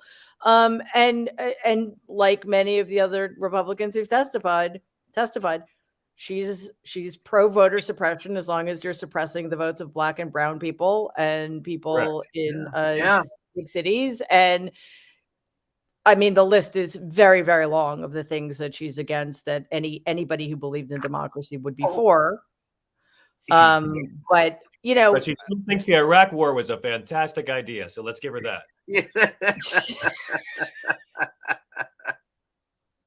I like the much better link comment, though. I have a much better link. That's typical Donald Trump too. I can't tell you the number of times in the Rose Garden when you'd ask him a question, and it happened. I know it happened to Acosta. It happened to me. I know it happened to like 3 or 4 others. If you questioned him on a fact, like I remember one time asking him about where did he get his facts from for the immigration and all these, the scourge coming across that didn't exist. And he says, well, I have much better facts. I have a better fact than you do. And I was like, how could you have better? We're getting it's the same source of information. Our own government provides the information. So it's always a stratagem with him. And I think today we're seeing the ongoing unraveling of how Donald Trump operates. First, the juvenile, appeal, then the negotiation, then the threatening tactic, over and over and over again. And what he did to those two women, by the way, in Georgia, I know it sounds odd, but it kind of reminded me of Michael Cohen. I mean, just to be isolated and driven into, I mean, it was. Well, with the exception of Michael Cohen, in my view, deserved everything he got. But that's, you know. I'm talking about after he was in prison and Donald Trump still went after him. I think there's ample evidence that it's just a stratagem of Donald Trump to intimidate and go after people and beat them and browbeat them into submission. Yeah. But Brian, the fact that this needs to be unraveled after his doing it for 50 years is just. I agree with you there. Just makes me want to scream. And Jen, along those lines, at least one of the things that seems to be happening, I don't know if it's intentional or if it's just an ancillary benefit of how well they've constructed these hearings, is that people are learning how personal it got. And, you know, maybe because it happens so often, like he attacked people on Twitter all the time who were private citizens, but we've never gotten to see one of the people on the, you know, sharp end of that spear saying what it was like. And especially, you know, these are very vulnerable people. They're not rich. They're not powerful. They're Black women. So there was that. And also, so kind of giving the message, it could be anybody. Right. And then Waj put this in the chat, how the attacks on them also represent the more general attacks on our system of elections, which up until 2020, don't get me wrong, it's flawed. A lot of people aren't allowed to vote. Voting itself in this country, the way people vote in this country is racist, because I've never waited more than 5 minutes in line to vote in my life. And in some places, Black people have to wait 8 hours or 9 hours. But generally speaking, in terms of the casting of the actual votes and the counting of the actual votes, that is something that we've always been proud of. And that when she said 0 of those people is still in that job, I mean, so as Waj put it better, an army of right-wing activists unleashed at the local level, what he called part of the precinct strategy. So those two things, again, I think are part, making this story bigger than Eastman and Giuliani and Donald. I mean, it's working, Mary, right? That's the strategy is working, because what's happened also at the school boards, don't forget, it's working in tandem. So they first unleashed a strategy last year with CRT at the school boards right here in Loudoun County in Virginia. Right. I kept trying to warn people. It's like I'm like the brown Cassandra, like cursed in life. I'm like, it's happening. And they did the laboratory experiment in Loudoun. It worked. The same thing, the army of conservative activists, a minority who then pressured the school board. The school board, let's not forget, for the first time ever, you had this National Association of School Boards send a letter to Merrick Garland saying, we feel that we're under threat. Like literally our educators sent a letter to the Justice Department saying, hey, we're being threatened. This happened last year. And as a result of that, people said, dude, I wipe my hands of this. It's not worth it. And so a small, radicalized, violent minority, which is loud, drowned out the majority. Slowly but surely, you're seeing a pushback. Whenever they do this now in school boards, whenever the majority steps up, they get drowned out. But when you use intimidation and violence against school boards, healthcare officials, that's the next step, because Bannon already admitted they're going after medical boards. And then poll watchers, especially with the precinct strategy that the Politico talked about, I think 2 weeks ago, all these individuals who are good people like Wandrea Moss and Lady Ruby, they will literally seed the ground. And who's going to rush in to fill? Right-wing activists who are part and parcel of a coup, and boom, local, national. They have the state legislatures, they have the courts. It's a wrap. Right. It's like, it's the same thing, Jen, with teachers who say, I'm not carrying a gun. It's like, fine, then we'll find people who will. Then we're really in trouble. So Jen, in addition to those things, like how did you see today's hearing kind of fleshing out the argument that this is an enormous, wide-ranging, very dangerous conspiracy?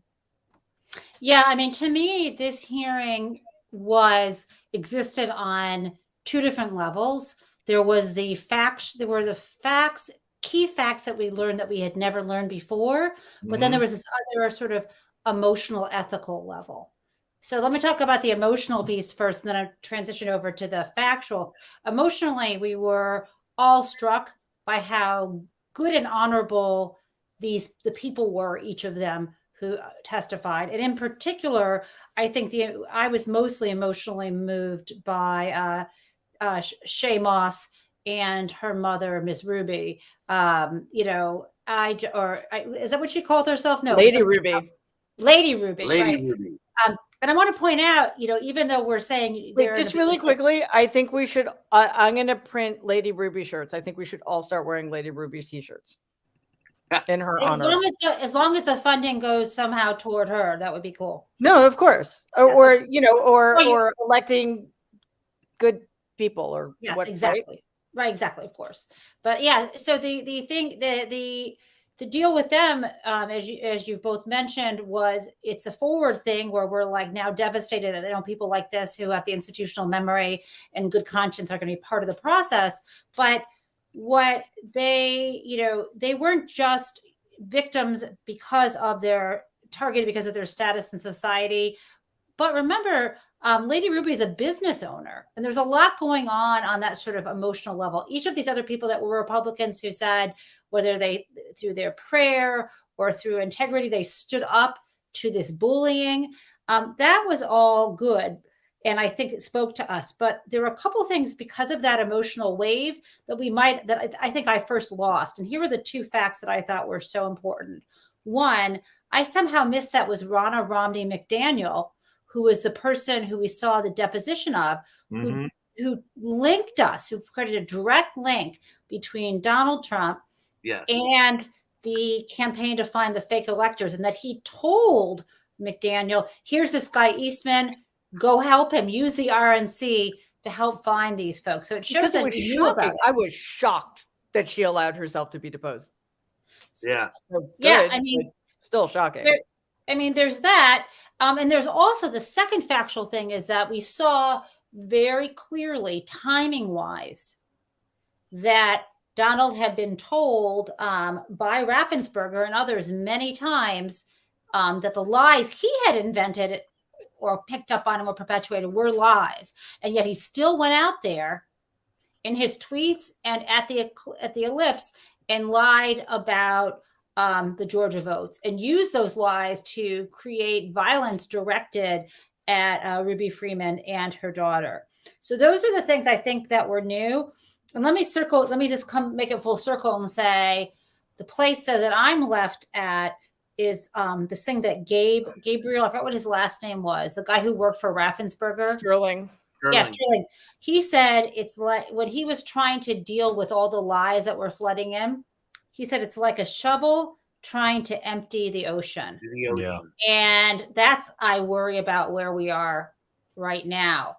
But, you know, because the thing is, you know, because, you know, we still, you know, have this ocean of lies that the Republican Party wants us to keep swimming in, you know, and I think, you know, I'm nervous. I'm nervous about where this goes. Yeah. And where we are in terms of truth, you know, where truth is. Yeah. And I think, first of all, I just have to say that my kitten Houdini'd her way out of her post-surgery sweater. So I'm a little nervous, but hopefully she'll behave until I can get it back on her. John, that is something to be very concerned about. And I think that one of the problems with allowing this to go unchallenged for so long is that the power of the movement has grown, the number of people who believe it, and or the degree to which people believe it has grown. Right. Yeah. But, you know, and this is one of the things I think that frustrates all of us. Donald has been muted a little bit. You know, he doesn't have access to the biggest platforms, Correct. Truth Social notwithstanding. And the Democrats don't seem to understand how to use their platform. I mean, President Biden has the same megaphone that Donald had. Well, that's what we've gotten used to with our beloved Democrats, haven't we? It's like Clark Kent, who can't find a phone booth. I've often said in the past, the Democratic Party is sort of like one of those S&M slaves who forgets his safe word and keeps getting pummeled and pummeled and pummeled and knows it's not supposed to be happening, but can't stop it. I had a lot of takeaways today, but I think as every one of these has a theme for the day, the last one being that Trump knew he was lying. The theme today was that Trump's effort to overturn this election was a criminal enterprise, that he called the RNC and asked them to coordinate outreach to strong arm these state lawmakers to partake in this fraudulent elector racket. I also was struck by a few things about Republicans. I want to thank whoever booked Russell Bowers and all these witnesses for reminding us that there are still honest Republicans, because the ones we see on cable news had made me forget that. Now, to Wad's excellent point, we can't forget that doesn't mean they're right about anything. They're still wrong about everything. Liz Cheney thinks the Iraq war was a great idea. All of these Republicans we've seen boldly telling the truth want women to go to jail for terminating pregnancies. Every one of them rejects the universally accepted science on climate change. Every one of them thinks the rich have it really rough and could just use one more tax cut. Every one of them will be open to privatizing Social Security. So with that in mind, I'm struck by all these Republicans. And again, I praise them for telling the truth. I praise them for not committing treason. That's what this party has done. They've raised the bar on lowering the bar, that I'm praising people for not committing treason. But the reality is, all of these high-ranking Republicans who all voted for Trump twice, they voted for him in 2020, after family separation. They voted for him again, and they were all shocked by how he conducted himself after the election, like they couldn't realize what a dishonest, grifting thug he was. It's like people who saw all the Star Wars movies, and halfway through Return of the Jedi, they realized Darth Vader might not be a good guy. Schiff said if you can convince Americans that they cannot trust their own elections, that anytime they lose, it's somehow illegitimate, then what is left but violence to determine who should govern? Russell Bowers talking about how Trump demanded he violate his oath of office. Sterling testifying that he had to argue with his own family members and try to convince them that there weren't suitcases full of ballots, because Giuliani says it and the right-wing media sphere repeats it and repeats it. And again, this guy voted for Trump. So Gabriel Sterling, wrong about everything, thought Trump's term one was just great. Watching Raffensberger, I kept thinking, you know what? Like he kept saying, Trump says he was a victim of fraud, but look at how well the Republicans did. They gained seats in the House because there were lots of Republicans who are actual Republicans who vote down ballot, but they didn't like Trump. And I kept thinking, my God, Trump got impeached for strong-arming Zelensky. And we actually have the tape of what he was doing there to Raffensberger. And finally, the Mosses.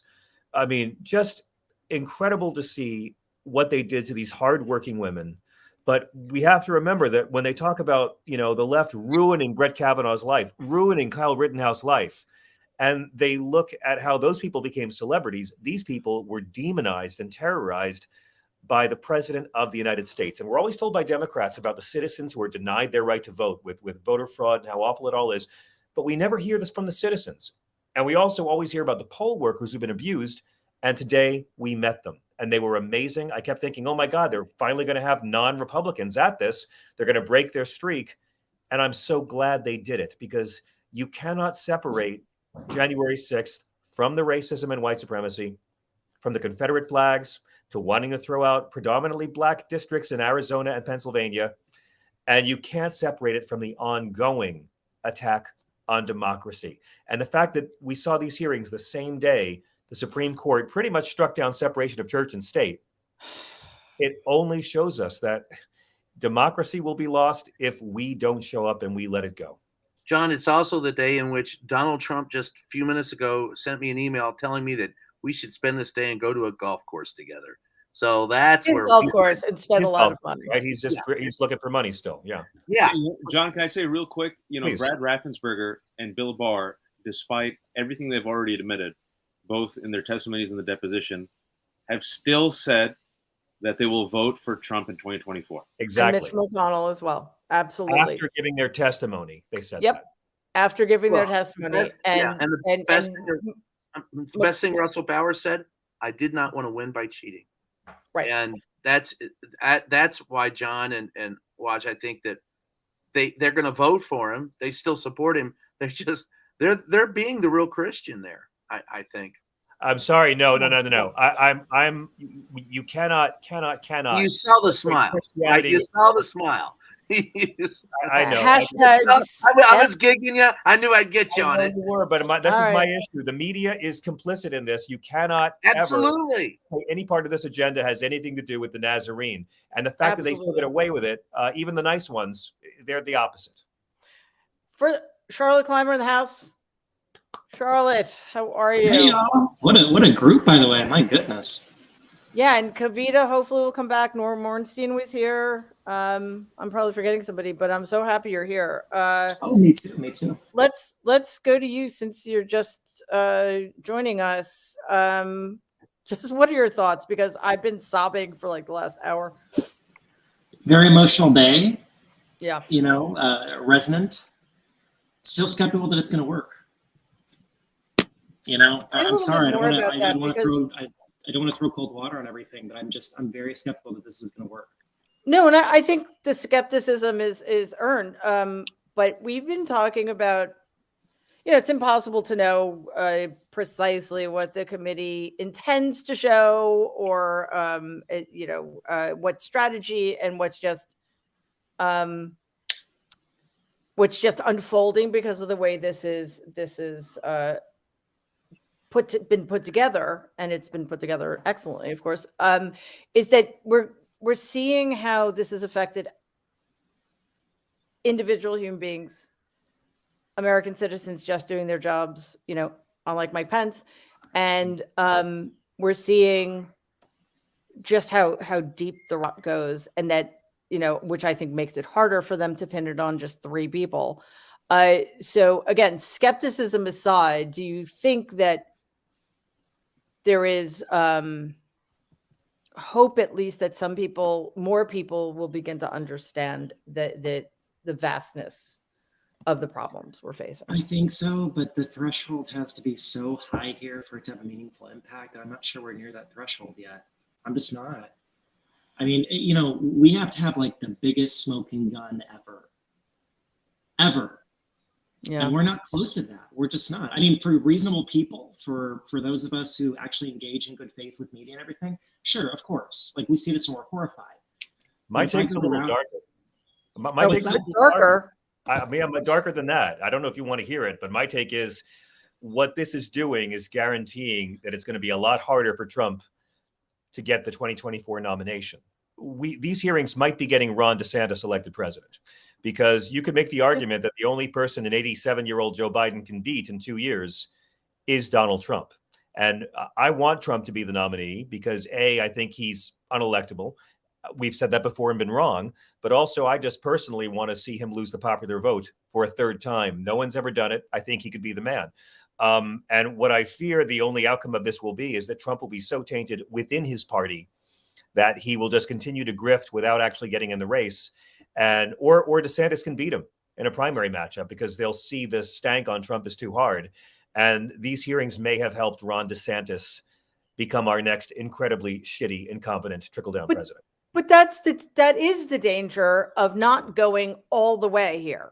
Yeah. There are no half measures. And that's why I'm so frustrated with Democratic leadership. They're not using the right language. They're not acting with the urgency you think they would have, because democracy is about to die that's the thing. Merrick Garland aside, the Democratic Party is the only thing standing between us and fascism right now. Correct. And they don't understand that role. So that is the danger here. And that is the one thing that does give me hope, though, Jen, is because these hearings are making it, well, not yet, but I think they will, making it impossible to say, it was just John Eastman, Rudolph Giuliani, and Donald Trump, but the Republican Party is great. Am I wrong, or do you think that is part of the agenda, or at least that's part of what's being accomplished, whether it's purposeful or not? Right. Yeah, I mean, it's tricky, right? Because Liz Cheney just called out Chip Alone for not showing up, right? So on the one hand, so far, most of the Republicans we're seeing testify before us, and even in the clips, are ones who are fessing up to what Donald did. So they all kind of look like good guys so far, other than Eastman and Rudy, right? So to the extent that that story can be broadened out, in other words, we all know what they're doing now, but you're not seeing, Josh Hawley, or you're not seeing Mitch McConnell or Lindsey Graham in this hearing room. Like, we're hearing No, but them out. Andy Biggs got dropped right in the middle of it. So that's a good start. True. Right. But you need some of the most people know the bigger names, and you need, I agree. I mean, I think that from Mitch McConnell on down, they're all complicit here. All right, we got to wrap up soon. So, Charlotte, what's your biggest takeaway, and what are you hoping to see going forward? I'm really worried that if we don't go all in, it's just going to demoralize Democratic turnout. I'm really worried about that. I keep thinking back to late 2020 in the campaign, when we had all these totals coming out of record Democratic turnout in Texas, especially. I was really excited about that, but it wasn't enough. It wasn't nearly enough as it should have been. I mean, we won, thank God, but it wasn't the landslide we thought it was going to be. And what I worry about right now is, if we should be fucking hammering Gina Thomas. We should get her, subpoena her right now, not just, this half measure bullshit that we're doing with it. That's not going to work anymore. And I think Democrats have been so insular and so bubbled up, congressional Democrats, I should say, that we don't realize how folks in Round Rock, Texas, for example, are seeing this. I guarantee you they're not seeing it the same way we are. I guarantee that. Well, to that point, quickly, that was one of the dispiriting things that came out of the 2020 election, besides the fact that 12 million more people voted for Donald.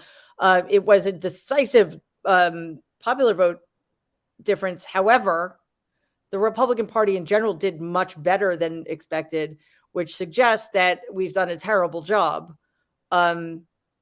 connecting them to him, or tying him around their necks, like the albatross he is and should be for them. And that continues to be the concern. John, your biggest takeaway and what you hope for going forward? I mean, look, I hear everything y'all are saying, and my experience as an American is it always has to get worse before it gets better. That's how it's always been. Always has to get worse before it gets better. And in my lifetime, Democrats have only been elected to the White House after Republicans have completely trashed the country. Jimmy Carter got in because of Nixon. Clinton got in because of 12 years of trickle down. Obama got in because of Bush, who might still be the worst president of my lifetime. Sorry, Donald. And of course, we know why Joe Biden's there right now. And let's say that all these measures don't work. Let's say that people aren't sufficiently outraged by these hearings to turn out to vote. Let's say that Joe Biden cutting student loan debt on the federal level in half this fall, which he's going to do, doesn't motivate people. Let's say taking the rights guaranteed by Roe v. Wade away from American citizens is not enough to get non-Republicans off their ass to vote. Because we know the racists are showing up. The fascists are showing up. The status quo is always more organized. That's how they got to be status quo. And I'm sorry, every time a Republican trashes the economy, I hear this is the end of the party. As long as there's fake Christians who believe Jesus cared about abortion, morally shitty people who think that putting women in jail for terminating pregnancies makes them good people, you're going to see that kind of turnout. Shitty white people will continue to drive our policies, and they're easy to fool. Just promise to do something about illegal immigration and promise to put women in jail, and they will let you cut all the taxes for rich people you want. But guys, no matter how bad it gets, we're still going to be fighting for these same issues. When we're old, we're still going to be fighting for women's rights and immigrant rights and LGBT rights, for children, for the rights of the poor. The struggle in America has always gone on. The struggle of we versus me, the struggle for intelligence and decency that has been waged since Columbus first came here and the Catholic priest on his boat rowed back to the Queen to protest the treatment of the indigenous peoples. The struggle's always going to be here. And thank God for the good white people, and thank God for the Republicans who are wrong about everything but tell the truth about one thing. We waited all our life to see a Cheney punished for lies. We finally see a different Cheney punished for telling the truth. So I think despair is privilege. I think despondency is privilege. And I think, and I sort of said this last week to you, Mary, but I think this might not move the needle. This might just be enough to harm Trump enough that Ron DeSantis can become president. But like, we don't get to give up. These people are wrong about everything. History will show they were wrong about everything. Millennials know they're wrong about everything. And, you know, I think it just comes down to us getting 10 people to promise that they'll get 10 people to vote the way it always is. Can I recommend Yeah, something and real listen, quick before y'all continue? Sorry for that long Really quick, monologue. just like 5 seconds. I would Sure, recommend go. everyone watching, call a relative in another state who is involved with politics, ask them about this. That is Yeah. the barometer for how the country is receiving this right now. And I Yeah. guarantee you it's not going to be an answer you like. Right. No, you're probably right. And I think that is something that along those lines and based on what John said, that is one of our problems. We take things for granted. We cease to understand how wily the Republicans are about taking rights away from other people. They are endlessly creative in ways to be racist.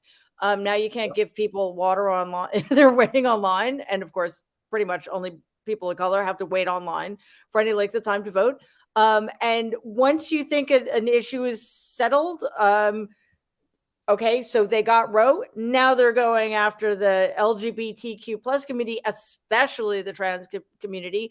And it is out of control and it's terrifying. And Democrats need to stop being surprised and just fight back 10 times harder because, you know, these, you know what I'm saying? So, Jen, I'm so angry. I'm so angry all the time. It's incredible. Not despondent, though. By the way, yet. by the way, even though this might not move the needle, this might not change things, it doesn't mean we shouldn't have done it. You know, I never thought there'd be a conviction in Zelensky and that impeachment. I never thought the second impeachment would result in, but we have to show history that It's necessary. Stood up and said this was wrong. It's absolutely necessary. I really want to hear Jen, actually. I want to hear Jen. Your takeaway and what you're anticipating going forward. Yeah. So one thing, I think it was either, I don't know who was saying, maybe it was John or Mary or Brian, it was before Charlotte came on, about that if we don't have integrity in the election process, then violence is going to determine the winners. Actually, no, I mean, money first, right? And one thing we have to remember is we sometimes enter into this conversation as if the right people get elected. There's a problem with voter turnout before. There's a problem with the people who can run for office and get nominated are backed by, you know, moneyed interests. And we've got all these other things to worry about too. So my expectation as you're talking about all this, when Charlotte said, ask about the people back home, I'll be going back home to Michigan this summer. And I can imagine people are going to say, even my Republican relatives, yeah, we hate Donald Trump, he's a crook. But they're never going to vote for a Democrat, right? They would love to vote probably for DeSantis. I'm just guessing, right? And so, you know, that's where we are. And I think the things that we have to distinguish ourselves from, I think, is the moral high ground. You know, we have to stop any Democrats being corrupt. We have to be consistent and not back anti-choice Democrats. I mean, we cannot allow, because the reason why people that I know who are sort of either not into politics or always vote Republican outside of my bubble do so is because they've been convinced that all of Washington is corrupt and it all sucks, which isn't true, and that we don't need a large government to protect us against other large private interests and so on. And their idea is it's all like this Washington East Coast, they're all phony baloney. And so just give me the person who's going to cut my taxes. But the reality is their taxes aren't getting cut. It's the billionaires anyway. So I think we need to remember how to speak to people. You're right. And find out what's going on. And next, you know, come back and organize around some of those messages, Charlotte. Okay, Brian, I'm glad you're back. I didn't do it. Wasn't me. What? I didn't do it. It wasn't me. It's not my fault. It's always your fault. Your biggest takeaway and what you anticipate going forward. My biggest takeaway is, as I said before, Rudy is going down, and we have direct linkage now with Donald Trump. Linkage with Donald Trump through a couple of things that show you how far it's going. I don't need to call anybody cross country to figure out what the reaction is. I'm sitting here visiting my sons and daughters and in-laws in LA, and I'm the only one watching this. Yeah. So that's the problem. But Brian, by Rudy's going down, do you mean he's going down to DC to testify once they get enough? I think Rudy Giuliani's going to get charged. I think John Eastman's going to get charged. I think Trump, they're aiming, as I said earlier today, they're aiming to charge him.